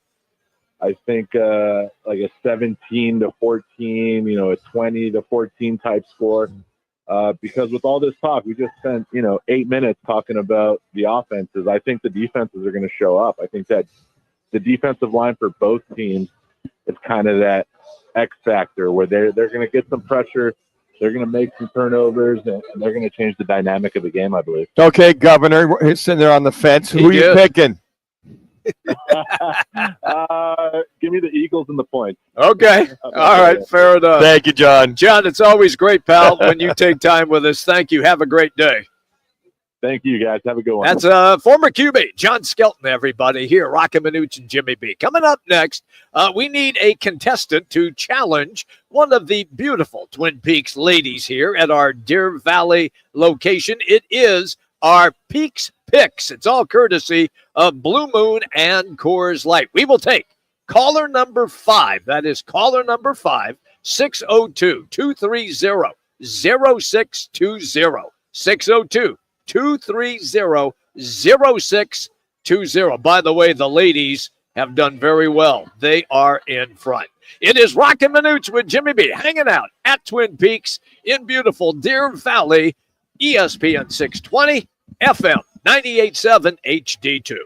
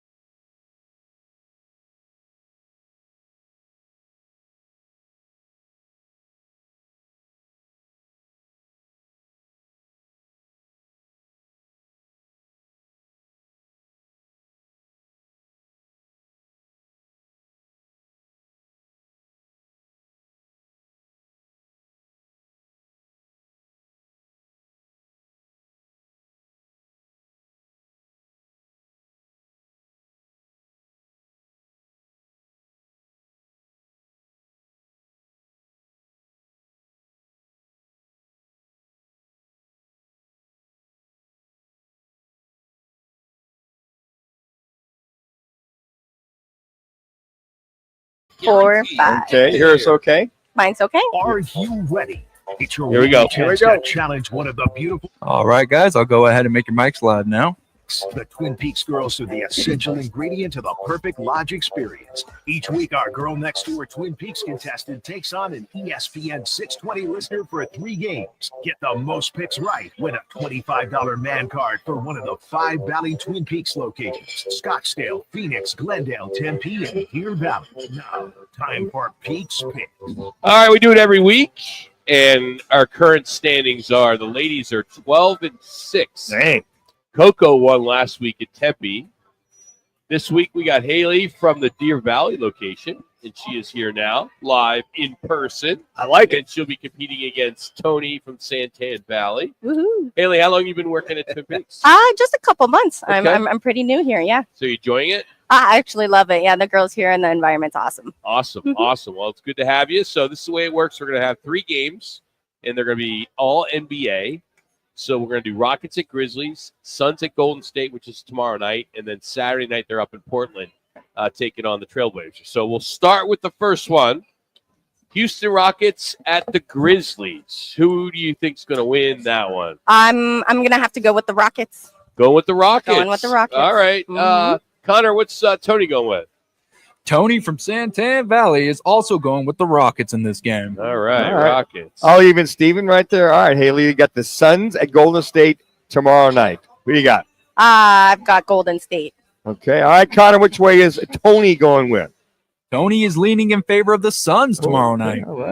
Nice. Has he lost his mind? Here we go. Question number 3. Suns at Portland on Saturday. Haley, I not only need the winner, but I also need a score for a tiebreaker. I'm gonna say Suns 124 to 113. Okay. Connor, what do we got back at the studio? All right. Tony went with Portland winning that game 120 to 117. Okay. Close one. All right. Yeah. Good stuff. All right. So, Haley, happy hour starts at 3 o'clock. When are you normally here working? So I was here all morning, so I'll be probably all done around 4 or 5 or so. So When I'll be we get hanging out of out here, when right? you guys are about done out of She church. just hung around so she could come on the show. Yeah. So, no, what would you that's say it. is your favorite dish? My favorite dish, it has to be between the mom's pot roast or the quesadilla tacos. They're both super filling. They're both super good. They're by far my favorite. I would agree with her on the pot roast. Oh yeah. Pretty You good had pot. I have roast? not had the pot roast. I yet. have to try it. It is outstanding. It's You like would mom never makes. think that Yeah. it would be that Yeah. good, Oh. and it's It's delicious. Good. It's Wow. got mashed potatoes. It's got some vegetables in there too, right? I mean, Mhm. it's super, super good. Super good. Kind of sort of healthy for you, huh? It is. I haven't Yeah, had if a you pot like roast it. in a long time. Oh, you should I'll try definitely it. try it. I will definitely try it. I love it. Well, hey, thank you for playing. Good luck to you. You'll keep the streak going that Tempe had last week. So enjoy, and thank you so much. Appreciate you, guys. Haley. That's Haley joining us, who is competing against Tony and Santan. So good stuff there, as the girls have been doing quite well. Yeah, they have. I mean, I like the personality. She brought it. She knows a little bit about that basketball. She's a newbie. She's not bashful whatsoever. So between Coco and Haley, the gals, yeah, they're on a roll. Getting the picks. Be interesting next week. We'll be at the Tempe Twin Peaks next week to get some of those So big as- game predictions. As we get closer to football at 50, the Pro Bowl. It's this weekend, right? I believe so. Yeah. Yes. Yeah, the celebration. Yeah. Yeah, the flag There's game. the flag, yeah. No buzz No. No. at all. No. I mean, I know it's like a skills show now. I mean, Well, they play a they're half trying to- of flag football, then they do a skills. The next whatever hour they do skills challenge, punting, Yeah, throwing. the first catching. half is skills. Right. Then they're doing flag football. Okay. Skills will start tonight at 5 o'clock, and then the flag football will be Sunday at 1 o'clock on ESPN. So the skills. Nobody's really paid attention to the Pro Bowl for the last 50 years, give or take. Just get rid of it. You know what? I Like guess. tonight, they're doing passing the test. Yeah, the skills. They're doing satisfying catches. Yeah. The big spike, the relay race, helmet harmony, and the only one I do like is dodgeball. Dodgeball. Oh, dodgeball's fun. Are they doing no tug of war this year? I thought they did a tug of war last maybe. couple of years. Yeah, they Not used my to. notes. You know what? I always enjoy the throwing challenge, like the good old quarterback challenge years ago with the golf cart coming across the field and trying to hit those targets. I mean, that's fun to watch. But as far as the flag game, and this guy got mentioned, he's going to go make the Buddha Baker. He made the Pro Bowl. Well, so what? I know that's great, but I mean, you're going to go play a flag game and you made it. Why? Who cares? So they are doing the tug of war. Oh, They're yeah, also okay, doing the okay. great football race, the punt perfect, and the EA Sports Madden NFL 25 challenge. Those will go on Sunday with the 7-on-7 flag football games. Yeah, I have no interest. This is just Yeah. crap. Yeah. Just, you know, I mean, I understand you need content, you need something to put on the air, but I mean, I mean, it'll be on. People will watch it, Ron. You know that. Here's People what I will think. watch it. Here's what I think. They will. Nothing else on. I know. I think guys, they write this into their contracts for incentives, right? If you make the Pro Bowl, you make 25, 50, whatever. I think they continue to do that because it's part of your contract. So if these 2 or 3 guys make it, they're going to get an extra $50,000. Can you imagine them cutting the Pro Bowl out completely? They'll have to figure out other ways to make their Well, incentives. no, you would still make the money. You were named to be a Pro Bowl player. There's just no game anymore. If they eliminate, you could be put on a list. Yeah, that's fine. yeah, exactly. The thing that I find interesting is the guys that are playing in the Super Bowl, and there are a lot of Pro Bowlers Yes. that aren't in the Pro Bowl. So it opened up a spot for someone else who maybe was on the fence. They're not getting paid, and so they gotta pay them double. Yeah, I just think it's the skills challenge. I appreciate the flag game. It's just it doesn't do anything for me. But the skills challenge, you really see how skilled these guys are. It's like the NBA with their skills challenge and the hockey and NHL. I appreciate how accurate guys are, how good they shoot. The 3-point shooting in the NBA. I mean, I think fans, at least I do, appreciate how talented so many of these players are aside from the game. So let me ask you, the Manning brothers are the coaches. Mm-hmm. Yep. Are we kind of coming to the end of the Manning brothers? What do you mean? It's too much. They're doing everything and anything kind of thing. I mean, just like Jason Kelsey's right there too. He's starting to get to the point where he's a little much. Yeah, but when does it get to the point where the Manning brothers are just all right? It goes away for football. Once Not football, really. ends, They're always relevant. They're relevant because they do national TV commercials and they do country awards and Peyton They is everywhere. They sell, Rock. They sell. They're sell. entertaining. They're both very. They are. Peyton is very entertaining. No one's getting tired of him. No, I'm not. I'm not tired of the Kelseys. I like the latest creative commercial with Eli. Looking to kick the field goal. Yeah, he always wanted to be a kicker. And Peyton comes in and tells him, "Well, it's going to be a Manning-esque." Man, it's creativity, and they both play it. I think Eli's getting better. Peyton's just naturally gifted that way. You're seeing that more and more. Tom Brady. Yep. The Hertz commercial. He's been very good. He's been very good on his broadcast. And I think it's a National Football League, guys. It's this Hall of Famer and his brother, and people like to see those guys versus actors do those kind of things. I mean, the field goal kick at halftime, whenever they're going to do it. Arch Manning has signed a NIL deal with Red Bull, and the amount of value money. of him right now, according to On3, is $6.6 million. 3 minutes. Why go play pro ball? I was just going to say, why take that pay cut? He'll be a sophomore next year? No, he's going to junior. Junior? Yeah. So he's taking over the reins. So he'll play 2 years, making 6.6 or more. Well, where if he went to the NFL, he'd make $900,000. That's just Red Bull. He might be on. There might be the NIL money from Texas. That's total. Is that okay? All right. Total. I was going to say, wow. I mean, he could I parlay that. don't think Red Bull's going to throw $6 million at Arch Manning. So including the Red Bull, quarterback in college. he's up to 6.2 million. 6.6, yeah. Wow. That's just nuts. Yeah. It's college football now, Rock. It's gone. Yeah, but how much longer can they That sustain can this? tell somebody somebody stops paying it. Yeah, they stop paying. I mean, the rich get richer.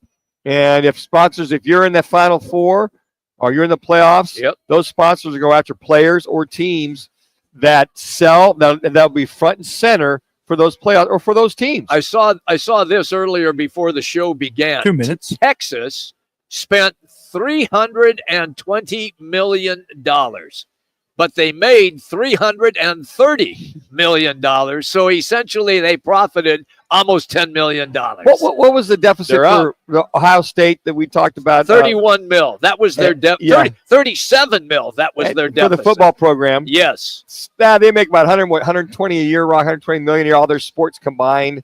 It's no big deal. We'll write that off.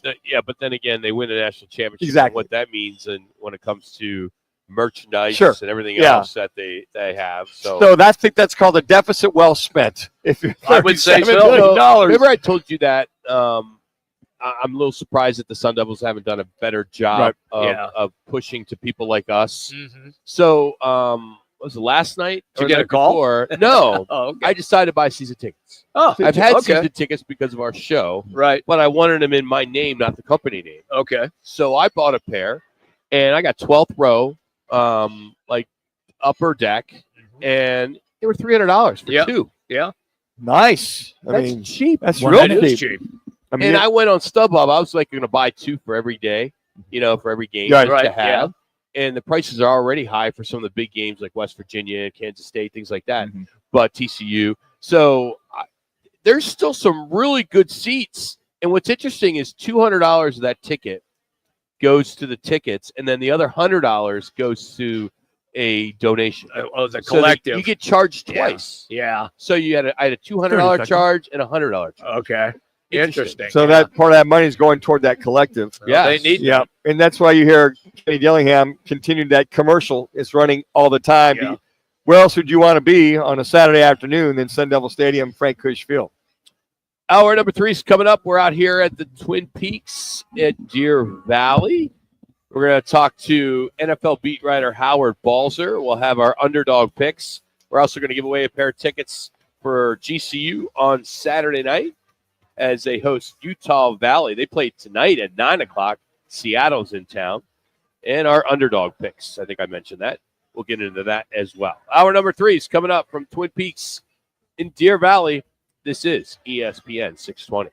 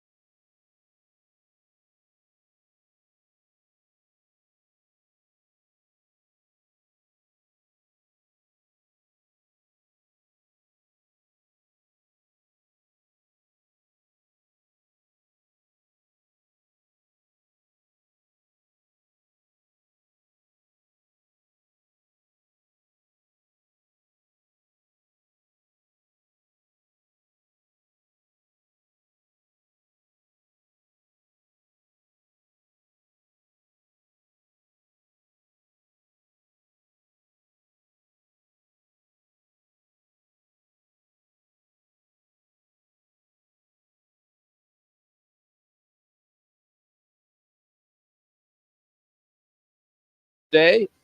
Roc, Manuch, Jimmy B, Jax, Connor back at the ESPN 620 studios. We are out here in Deer Valley at the Twin Peaks. This is the newest one of all five Valley Twin Peaks locations. Great place to watch all the games. A lot of NBA, a lot of college basketball. Of course, you got the skills challenge tonight in the NFL, the Pro Bowl, whatever.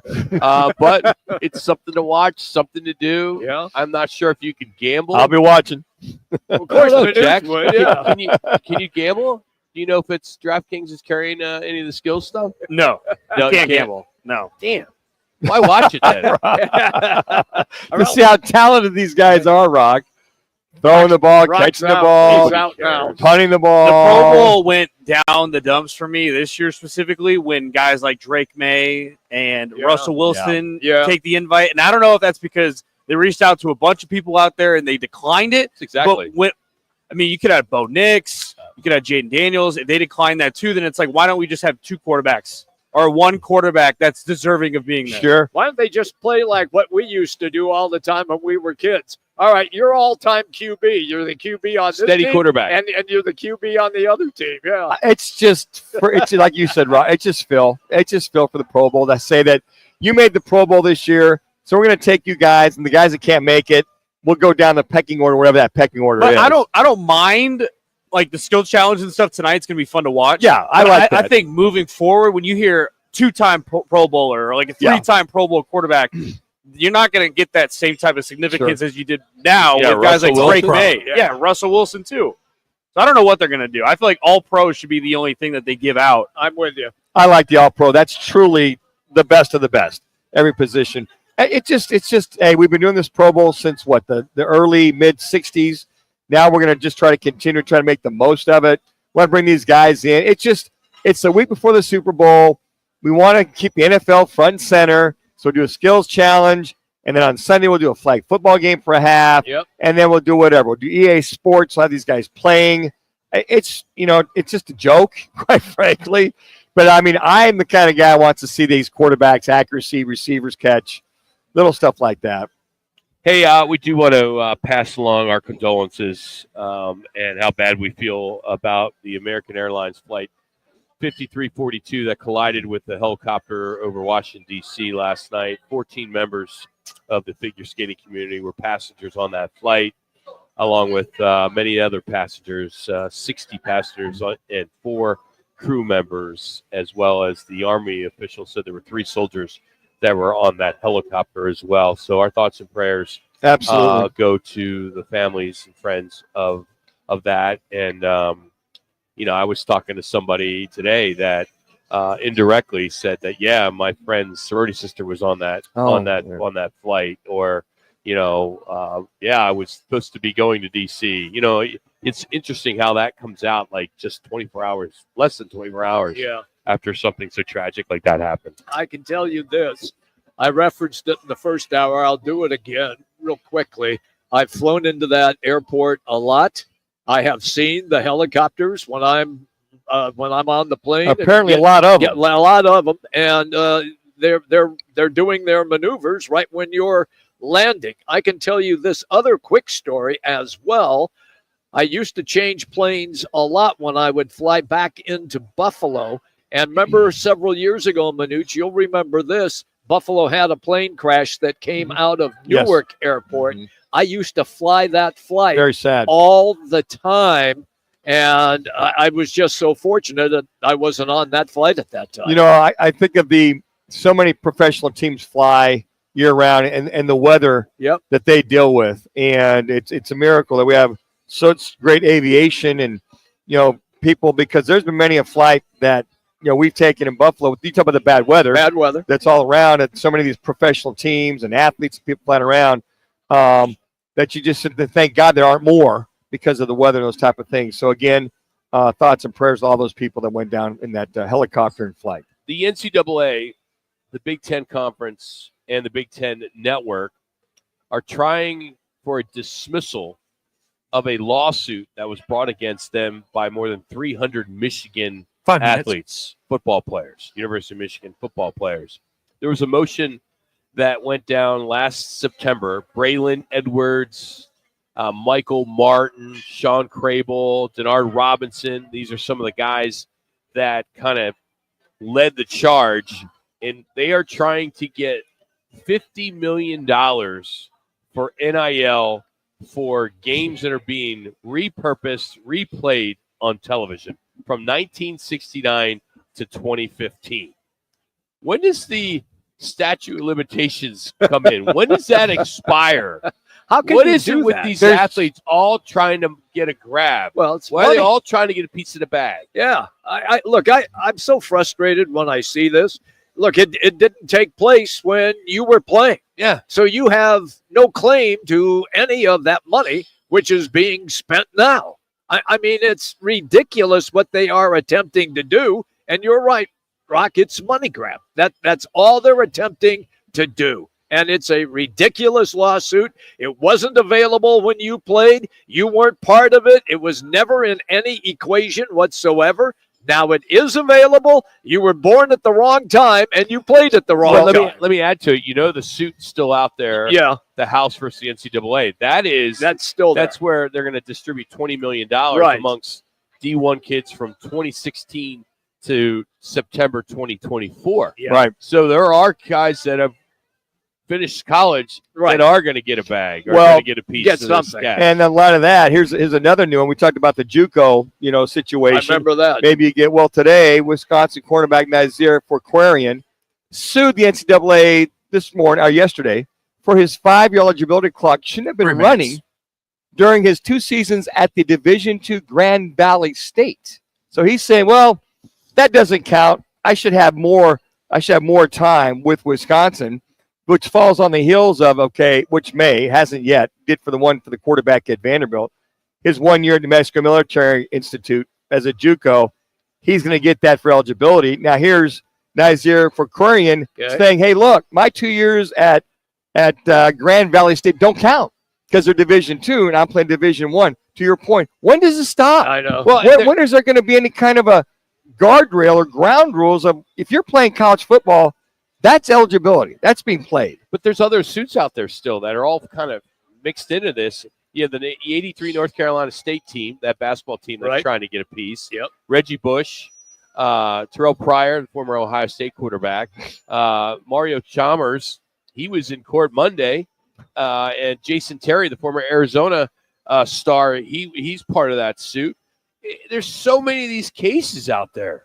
They're all trying to get a piece of the past. I don't know how you can do that. How do you justify that? You weren't Just a part you're of sitting it. in a bar right now at Twin Peaks and the Big Ten Minute and a half. Network's on, and we're watching Ohio State, Michigan in 1986. So let me ask you guys, with Sam Keller and with the O'Bannon brothers winning their suit against EA Sports, They did. is that a precedent for what we're talking but about? The EA Sports thing, though, was a video game. Got it. So that's Okay. different than just I get it. replaying But the they're game. using their likeness for a video game being sold.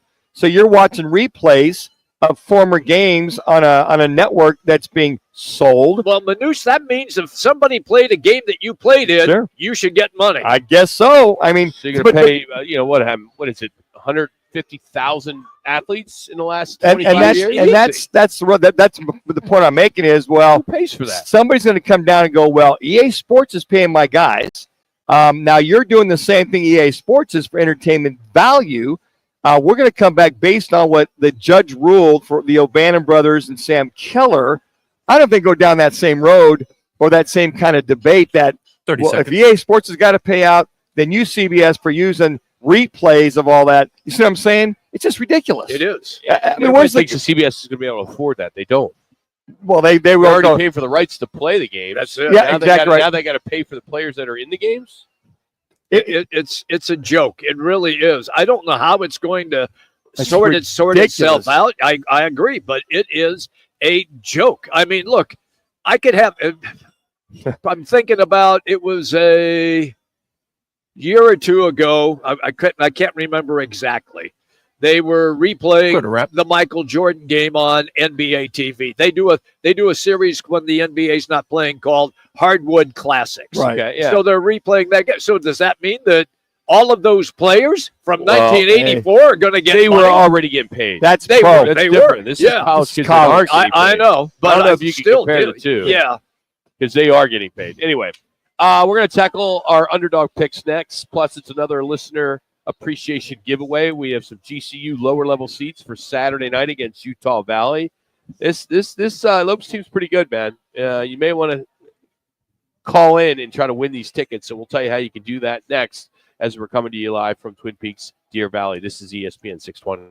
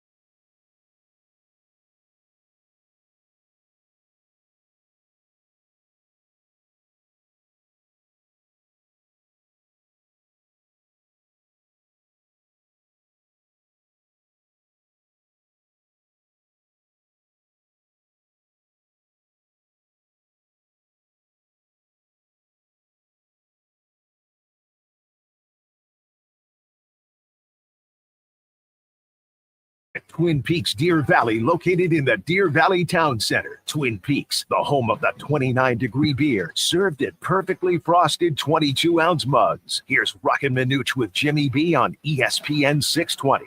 It's time for another Roc and Manuch with Jimmy B listener appreciation giveaway. Now let's give some tickets away. Be the sixth caller at 602-230-0620 and you win. That's 602-230-0620. That's 602-230-0620. Be the sixth caller at 602-230-0620 and you win. That's 602-230-0620. Making Mike's hot. And thank you for making ESPN 620's Roc and Manuch with Jimmy B part of your day. Hopefully you'll win those tickets for Saturday night, GCU and Utah Valley. You know, we were talking about the Big Ten and Michigan.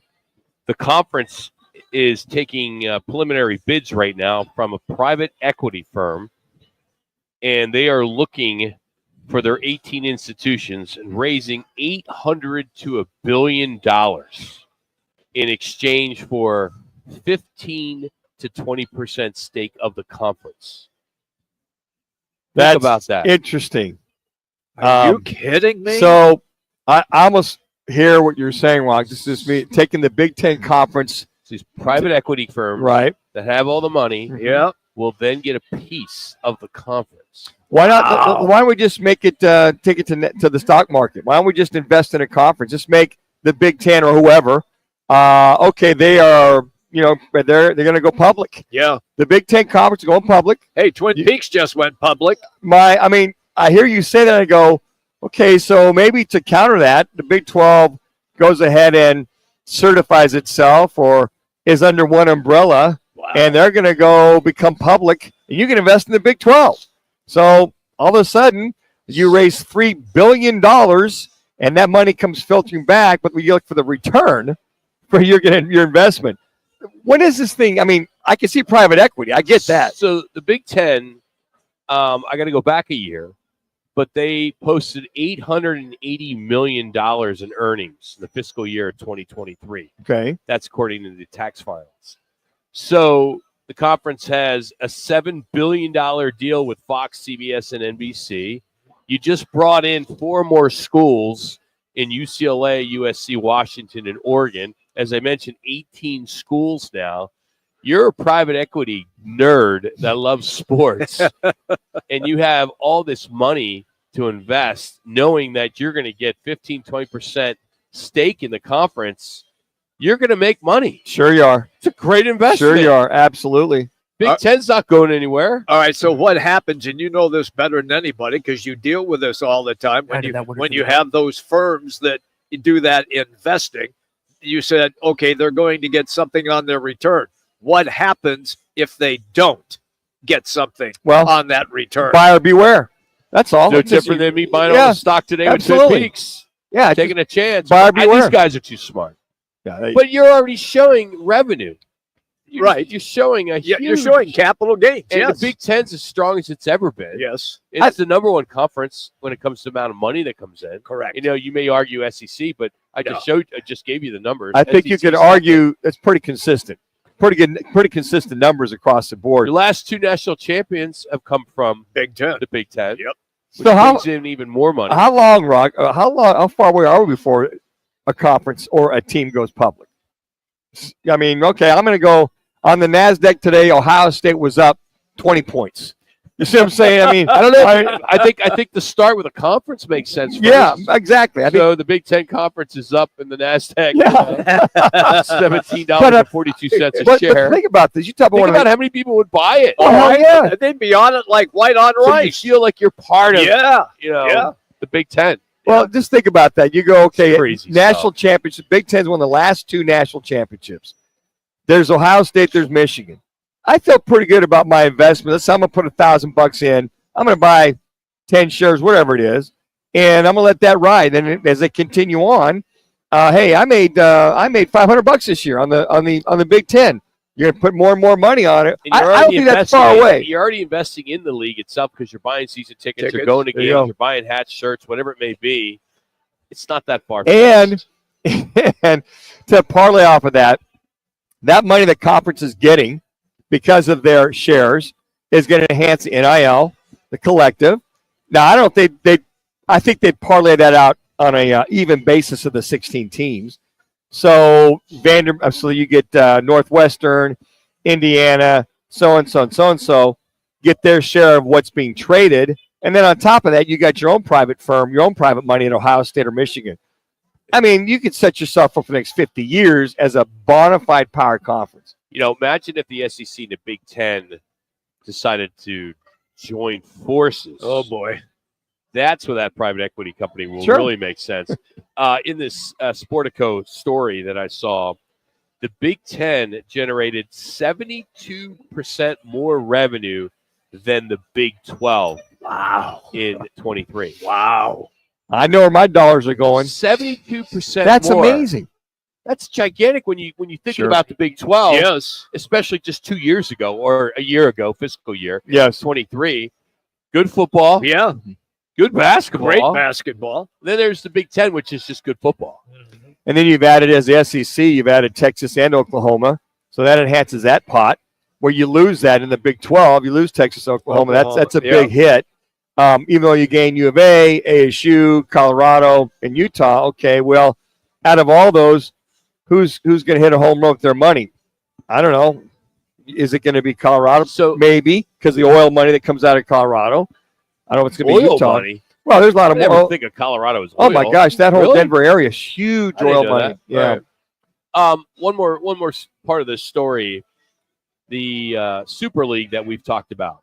They call it. And Yahoo Sports had a story that came out in October, and it was called Project Rudy. And what it was they were going to bring the Power Four conferences together and create a 70-team structure, and they would infuse $9 billion of private capital. How many teams? 70? 70. That's the super conference that we've been talking about. Yeah. And that's where it may go. Yeah. I think that's eventually it could happen sooner rather than later. And then maybe if they do that, then they can control the NIL. You know, maybe they could get a fresh start, fix the transfer portal for when it's open and closed, Right. figure out how to control the collectives and the NIL, and then you have all this money, you have the TV contract. Because you think about it, this 70-team, $90 billion private capital, when you have Fox and CBS and NBC already thrown in billions of dollars. They do. It's not that far-fetched. No, it's not at all. And I think if that happens, you have more a true commissioner, a true board, true policies, true guidelines, and fairness and equity from that particular standpoint. If you're going to fix the collective, why don't you just put in a salary cap, just like what the NBA does, just like what the NFL does? This is your parameters on a collective. You cannot go over the salary. Well, cap. here's the problem with that, Or Jim, we find you. because you got Congress got involved Okay. and through antitrust violations at that. So that what you're doing is limiting schools, limiting people. So if you have your own super conference, Yeah. it gets sanctioned. Okay. You're away from the NCAA. Now you make up your own rules, your own guidelines to that. So you don't have to worry about antitrust violations. All right, let's fly through our underdog picks. Last week, we did not do well, except Jax. Woohoo! What's new? Jack's on a roll, man. He's rolling, yeah. Needs to go to Vegas. So last week, we all lost but Jax. So let's get into this week. I'm going to take the Seattle Redhawks that are playing 9 o'clock tonight against GCU. The spread's 10.5. Seattle has had their number. They have had GCU's number. Now, GCU has won the last 2 times they were out, but not by 10.5. And they have won, I believe it's 4 of the last. They've won 3 of the past 7. So I think they win. I do think they're going to win up there in Seattle. I just don't think they're going to cover 10.5. Since they're flying through these, I'm going to go the Rockets are getting 5.5 versus the Grizzlies tonight. Both the Rockets have won 8 out of the last 10. The Grizzlies, they've won 7 out of the last 10. But I think that I'm going to go with the 5.5 as my dog over the Grizzlies. I'm with you, Manuch. I like that line as well. We talked a little bit about how good the Rockets are. A lot of great young talent, and they have a bona fide center in Seguin who can easily go 25 and 15 for the Rockets. I really like the Rockets tonight getting that plus 5.5. Jax. I'm going to college basketball. Give me Oregon plus 4.5 tonight at UCLA. UCLA 10-1 at home. But I think the Oregon Ducks, I should say, coming off a tough loss against Minnesota, bounce back against the Bruins of UCLA. Oregon plus 4.5. All right, Connor. Well, I'm going to go follow suit with Jax. Didn't know he was taking Oregon plus the 4.5. It's on the lineup. Going Oregon. Hey, man, I like it. I like it. I think you're good there. TJ Bamba coming over from Villanova. I think that's a really good player. Even though this is a home game for UCLA, I still believe Oregon's the better team. All right, there are your underdog picks brought to you by the Big Game Watch Party at Weekapaw Casino Resort. Join us. We have teamed up with Dos Equis. They're doing $4 drafts and bottles for in the entire casino. I mean, where can you get $4 beers at a casino? Maybe in Vegas. Maybe. 1 minute. You know, when you get to drink for free, but not in Arizona. And then they got all kinds of great appetizers and meals. They're really going to step it up. Walking tacos. I can't wait to have one of those. Nathan's has stepped on board. They're doing barbecue brisket sliders. I mean, they're doing some really cool food. So make plans with your buddies. Join us for our annual big game watch and win party at Weekapaw Casino and Resort. We'll open the doors at 2. And if you need more information, you can easily go to thebiggamewatchparty.com. Thebiggamewatchparty.com. But you'll hear more. Seconds. You'll hear more about that next. Before we catch up with Howard Balzer, we'll talk to him about the NFL coaches, which one he thinks is going to do the best, and what is the best situation out there. So he will join us next. But here's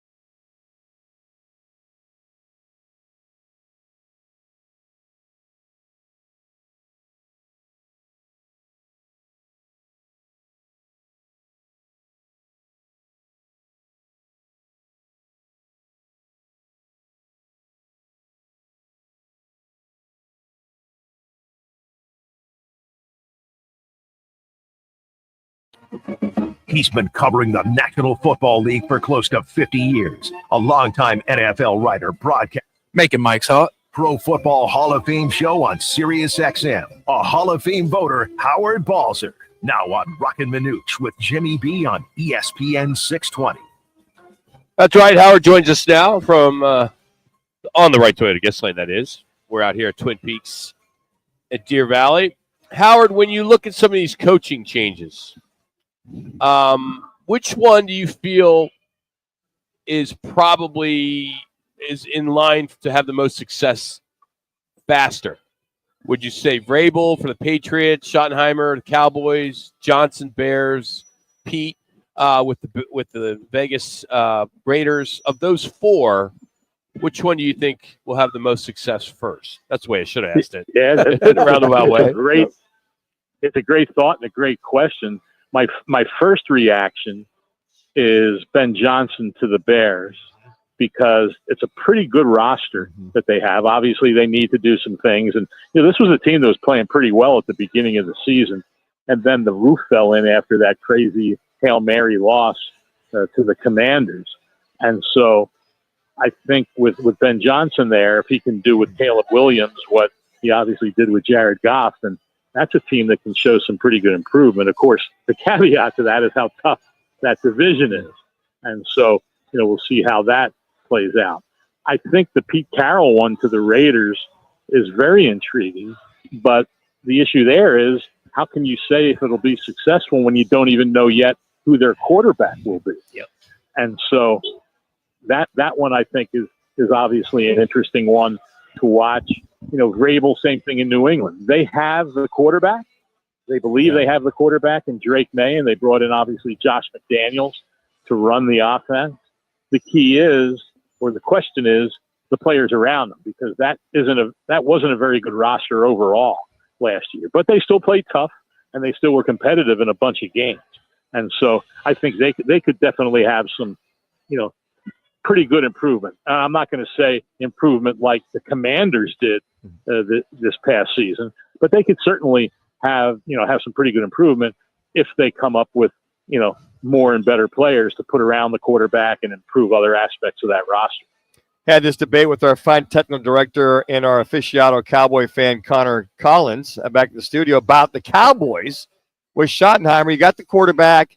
You have pieces around you, but to your point, I believe, Howard, I initially thought Ben Johnson too, because of the quarterback, and they're kind of right there. But then there's the Cowboys. They're so tempting because they're right there, but can you trust them to have the success that we all seem that they should have? No, that's exactly the question. And I've, it's always hard to put a finger on the intangibles and how much impact they really have. And to me, it's always a difficult organization to assess when the coach isn't the face of the franchise and the quarterback isn't the face of the franchise. The owner is. Yes. Because he makes himself the face of the franchise. And I've always wondered and believe, but also wondered if it's accurate, how much of an effect that has on that team. When there's got to be guys in that locker room, players and everyone. They when he does his 2 radio interviews a week, or he speaks to the media after games and has a big scrum around him. There has to be eyes rolling in the locker room. Oh, here goes Jerry again, right? And does that really have an impact on winning and losing? Hard to say. I mean, they've had successful regular seasons in the last few years before this past season, but then it doesn't happen in the playoffs. And I know Brian Schottenheimer decently. I was in St. Louis when he was a coach there twice. In fact, his first year as a coach in his career was as a lowly assistant on Dick Vermeil's staff in 1997. I think the guy, he's never really been mentioned for jobs, but he's a quality offensive coach. So I think he can, get that offense going again as long as Dak Prescott stays healthy, as long as the line plays well. CD Lamb, and like you said, they've got a lot of talent. They got to improve the running game, but that's a team that has a pretty solid roster now. Micah Parsons, another guy. So that's what I'm going to watch really interestingly. Because I like Brian. It's nothing, I think that it's nice that he's getting a shot, but we'll see how he's able to navigate with an organization that where Jerry Jones is the guy who's always front and center. Let me give an over-under. Over-under 24 hours before Kellen Moore is named the new head coach of the Saints after the Super Bowl. Yep. Yeah, it looks like that's the way that's trending. And I know a lot of people say, well, the Cowboys could have waited for him. Well, I mean, he's the latest boy wonder, obviously. And, he's a good coach. There's no doubt about it. And so people saying, well, Cowboys should have waited for him because he's been there and all those things. Well, Schottenheimer's been there the last couple of years too. So is there any true evidence that we know that he'll be a better head coach than Brian Schottenheimer will be? The one thing we do know is, once again, another question, you're taking that job with a certain level of faith that they're going to supply you with a quarterback, because it doesn't look like it's going to be Derek Carr. And so who's going to be the guy that you go with, and how much chance does that give you to be successful? Because you know that after a couple of years, if it's not successful, you're probably, maybe not probably, but there's a chance you're out of there because it didn't work. And so that's going to be one down the road. Now, maybe they get the guy. Maybe they find a way to get the guy who comes in and is their answer, like other teams have found. But obviously, we don't know that at this moment. Howard Balzer's our guest on the Right Toyota guest line. Howard, with the upcoming draft, and everybody wants to know quarterbacks. And for the last few years, the quarterback out of college was pretty good. The crop was pretty good. This year, it doesn't seem like that. You have two top names, Shadur Sanders and Cam Ward. But is there somebody else out there, say like a Jackson Dart, anybody else that you could toss in that might be a surprise QB that might go late in the first round? Well, I think it could be Dart. I think that while this year's class, on paper at least, when people are saying isn't what last year's was, and a lot of experts have said, well, if a guy like Drake May was in this year's draft, he'd be the first quarterback taken, when last year he was the third. Well, how much of a difference is that truly? I mean, you're the third overall pick in the draft, but so much of it, I mean, heck, I thought last year that people weren't even talking about Bo Nix, and yet the Saints, quote, surprised everybody by taking him 2.5, starting every game as a rookie and helping that team get into the playoffs. And so much of it, sometimes it's better to go in the middle to the end of the round because you're going to a better team. Now, does that team need a quarterback? That's a big question. Obviously, the Broncos did, and it wasn't that late in the draft. But so much of it is timing. I mean, who do you what's the team around you when you get there? Who's the coach? Who's all those things? And so, but there will be guys. I don't know if it would be first round, but there'll be guys probably taking those first few rounds. I haven't looked at it that closely yet. I'll be doing it a lot more, after the Super Bowl. But 2 minutes. There are some other pretty good guys there, and there'll probably be one, we don't know who, that will come out and may play better than either Sanders or Ward. Again, depending on where they end up. You've covered a lot of coaches over the years, and I will say this, Howard, but what is it about Andy Reid? You've covered him for many years that you just come to appreciate year in and year out. That may not be something that's on the field, or maybe it's an intangible that's shined on the field. Well, I think the intangible is just like he's this big old teddy bear, and we kind of see it in the commercials now that he's a part of, and his relationship with players, and he obviously knows what it takes to win. Puts a good staff together, and so much of the Chiefs' success, certainly the last couple of years, Steve Spagnuolo, who last year set a record. He's the only coordinator, offensive or defensive, in NFL history that has been a part of 4 Super Bowl winning teams, and now he has a chance to be a part of 5th. So, people are loyal to him. But the other factor, obviously, with Andy Reid that helps make him successful is, he's the winningest coach in Eagles history, the winningest coach in Chiefs history, and he had basically 2 quarterbacks the whole time in both those places. Donovan McNabb, maybe not a Hall of Famer, but darn good quarterback, and now you guys are clear to start wrapping. So that goes a long way in terms of your ability, your ability to win. And he certainly knew, the secret sauce, if you will, of how to get the best out of Patrick Mahomes while also letting him be himself. And I think that's a big thing about any head coach.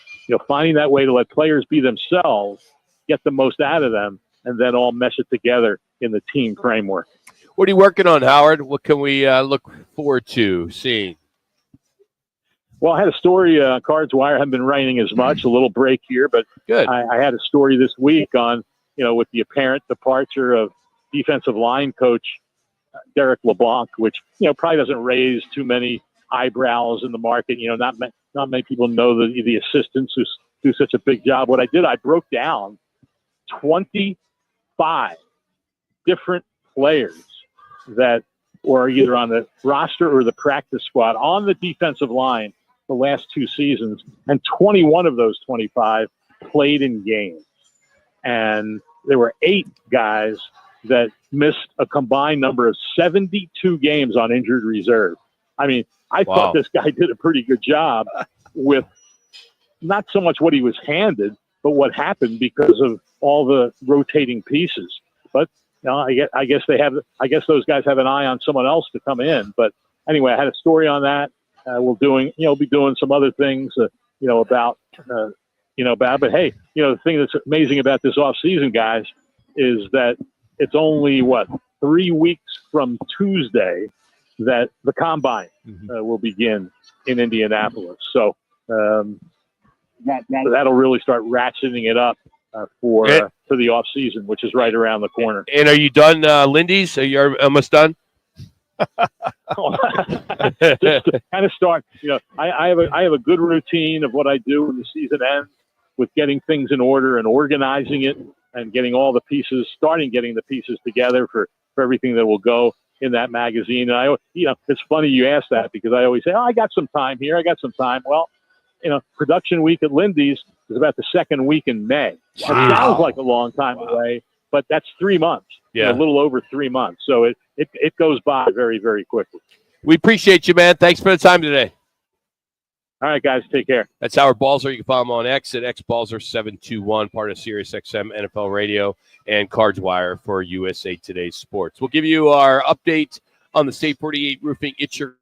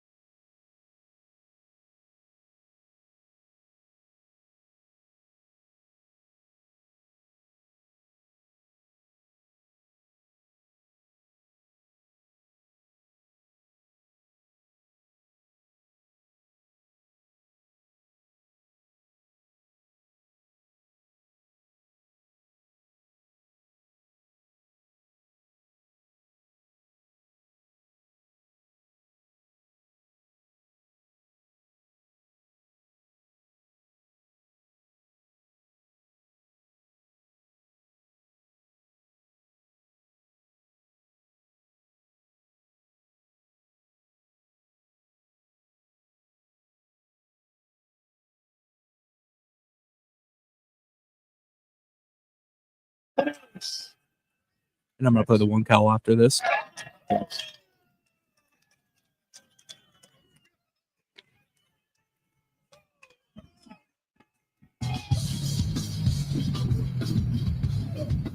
It's the Lerner and Rowe one call, that's all call. Then after this, we're going to go to Devin Booker. This law firm, just make one call, that's all. 602-977-1900. Lerner and Rowe, voted Arizona's best law firm.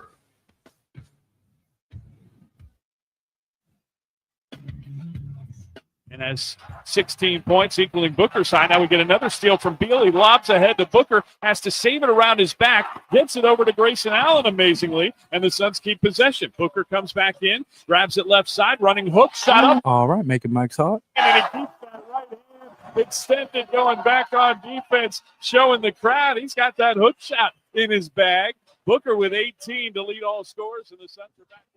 They lost last night, which wasn't good. The 6th straight loss to Minnesota. Hopefully they'll get back on track against Golden State. They got a tough little stretch here before the All-Star break as well as the trade deadline. So it'll be interesting to see how the Suns can try to figure out their second half woes, specifically the third quarter.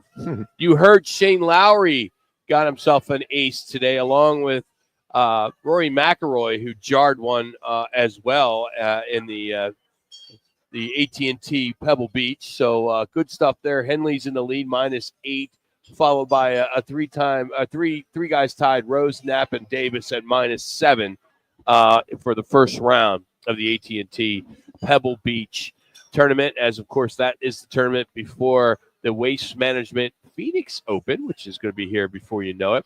Our State 48 Roofing It's Your Call question of the day was, of these 4 new NFL head coaches, who will have the most success at first? Is it Vrabel for the Patriots, Stottenheimer with the Cowboys, Johnson with the Bears, or Pete Carroll with the Raiders? And right now, it's a deadlock tie, a 3-way tie at 14.3% for Vrabel, Schottenheimer, and Carroll. But it's a runaway with Johnson with the Bears at 57 and some change. Yeah, I voted for Johnson too. I did too. You know, looking at the quarterback, and I just think you look at, for right now, some of the tools and weapons that he's going to have to work with. He'll enhance that offense with receiving core. Got a decent running back. We got to remember 2 years ago this team was on the precipice of the playoffs with Justin Fields as its quarterback. So I think that the creativity, ingenuity that Johnson's going to bring to that team offensively. Then he hired top defensive coordinator to help with that team as well too. But he's never coached. He's never been a head coach before. Right. How do you not give Vrabel or Carroll a little bit of an edge? Because they've been there before. Players. They got players. That's the one thing. But I wanted to vote for Pete Carroll, but I couldn't do it because quarterback. No, that's an issue. Kansas City, playoffs. Chargers, playoffs. Broncos, playoffs. Well, you can make You're in a case division with 3 teams. We can make a case with the Bears, the Packers, and the Lions. Have all been playing well. Yeah, I was very tempted to take the Lions. Yeah, that's a better division than the Chiefs. I was very tempted to take Schottenheimer because of Dak Prescott and Micah Parsons and some of the weapons that they have, CeeDee Lamb, all the above. But players. Something about the Cowboys, they just always seem to falter. Now, I give Mike McCarthy some credit. 4 out of his 5 years, he went to the playoffs. Last year, everybody's hurt. I thought for sure he was going to get the Saints job. Well, I don't think he wants it for right now. I think you got the feeling that they're leaning toward take Kellen a year Moore. off, and then he's going to find a better job. Oh, sure. He's going to work in the booth. Yeah. He's going to do something like these coaches do all the time. He wanted they to take a year off, and then they come back. He wanted a Like 5-year Pete Carroll. deal. Jones only gave him a 3-year deal. I don't blame him. Say, all right, Jerry, you keep your team. I'll go take a year off, go find a deal. I get 5 more years. Probably be his last coaching stint. Wherever he goes. He's got enough money. I mean, it's not a case in point where he has to say, oh, man, I need to work because I don't have enough bank. He's got plenty of bank. And we don't know that. Oh, come on, Rock. How do you know? He's you guys owe $5 million a year. Connor, what do you got, Connor? You guys got to remember, Mike McCarthy, last time he was out of a job, did the same thing. When he was let go from Green Bay, he laid low for a year. He actually built this little coaching kind of hiatus with all these guys in a basement going over film. Next thing you know, he became the head coach of the Cowboys. So I could see it in Mike McCarthy to take a year off and get things resettled. How did that work out for those Cowboys as the head coach? You went to the playoffs 4 out of 5 years, Rock. Not as good as for the Eagles. Yeah. So did you take? So hey, Mr. Cowboy fan, did you take Schottenheimer or did you take Johnson? You know what? I believe I went with Johnson, and the reason for that is because you're pairing one of the most creative offensive minds and that offensive coordinator with one of the most creative quarterbacks in the game. I know Caleb Williams may not be as far as one of the best players, but nobody can doubt that he is an unconventional quarterback, and some of the things he can do might just work with what Ben Johnson wants to create. You have to turn your Dallas Cowboy card in after all that. You might have man. to after that. They're all the same. Yeah. Always been a realist. America's team. Come on. Yeah, I know. Bite me. Yeah, it's just crazy. But it is good. I hate to say this, if they are playing well, if they are a playoff team. Yeah. The challenge is it's the Jets and the Cowboys that get front page on all these sports shows. Yep. And that's all they talk about in the offseason. I mean, there's going to be so much talk now because you got 2 new coaches in New York and in Dallas that Stephen A. and every other talking head on ESPN is just going to go ape, and it's going to just get sick. You may even not want to watch television. I might watch. And if Aaron Rodgers comes back, oh gosh, he's coming back. Yeah, he wants to come back. I don't know. If Woody Johnson says he's more involved, the owner of the Jets, why would you want him back? I mean, if you're going to rebuild, or unless he says, hey, I don't want to be a total rebuild. Let's keep Aaron. Let's build around him. I think that ship has sailed. I don't think he's coming back. Last 10 games, he was one of the top 5 QBs in the NFL his last 10 games. But he's one of those guys that if everyone says, oh, you're not good, you're done, motivated. He's going to try to play. I just depended. It's how desperate is He's Woody still Johnson? Better than probably 25 other quarterbacks. Yeah, he's still a good quarterback. I don't think that's a problem. I just think you have the same skill set. Absolutely, I did. I might still maybe kind of sort. I can't throw it 70 yards anymore, but at least Jimmy. This is probably 5 years ago. Okay. I remember we were at Monday Night Football. 3 minutes. And Manuch tried to make a case that he had the same skill set as Aaron Rodgers. Matter of fact, I was faster than Aaron Rodgers. Yeah, he's fast. Excuse me. Okay. I was faster, and he was a better quarterback. I could throw it on the run 70 yards. I could throw it 75 yards. I could, throw it 50 yards. How'd that work out? But did it hit a receiver? You didn't have the right coach. Well, I had a guy, it's 8-year veteran in front of me that they didn't want to move from. So did he. Yeah. He had to sit on the bench behind Favre. Yeah, but they didn't keep me along that 5 years. They're supposed to keep me for 5 years. Well, they must have seen something in somebody else then. No, I outperformed that somebody else in training camp, so I don't know what it was. Game Gene Bradley. You drafted him second round. Heard of him. I know. Did he ever play? He tried. I think he hurt his back, and then he tried to. I just outperformed his butt. That's all at training camp. But I don't know how you could ever tell anybody that you had the same skill set and you're just. Oh, you asked a lot of my buddies I threw to. Aaron Rodgers. Absolutely, I could throw on the run. I could move. I was faster than All pro. Yeah. Aaron Rodgers. Well, you said skill Super Bowl set. champion. You said skill set. I had probably that skill set.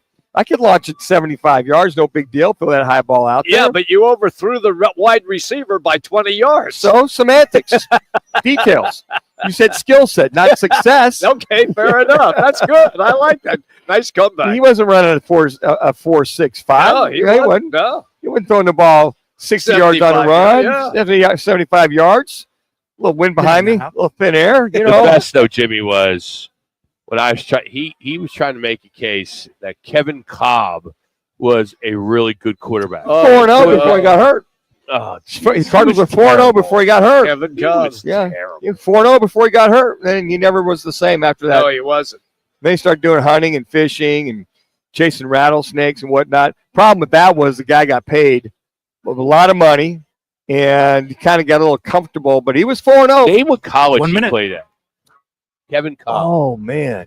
Tech? Texas Tech? Houston. Win some money. Good job, Jimmy. Houston. You get a star Oh, today. God, that's the first star I've gotten in 4 years. By the way, Seattle at Grand Canyon tonight on ESPNU. That's at 9 o'clock. Suns are at the Warriors tomorrow. You'll be able to hear that on Arizona Sports 98.7. That's also a national game on ESPN. That is 8 o'clock. Then we got a lot of games here on Arizona Sports 98.7 coming up on Saturday. They'll be carrying the Arizona State game at 11 o'clock, and then Suns at Trailblazers. So the mothership has got both Arizona State, Suns, and the Portland Trailblazers. Tomorrow, right? Toyota will catch up with Kurt Warner at 3:30. Sean Kurt Warner tomorrow. Yeah. And then that's a quarterback. There you go. Damn right. Thanks to Twin Peaks, Deer Valley for having us.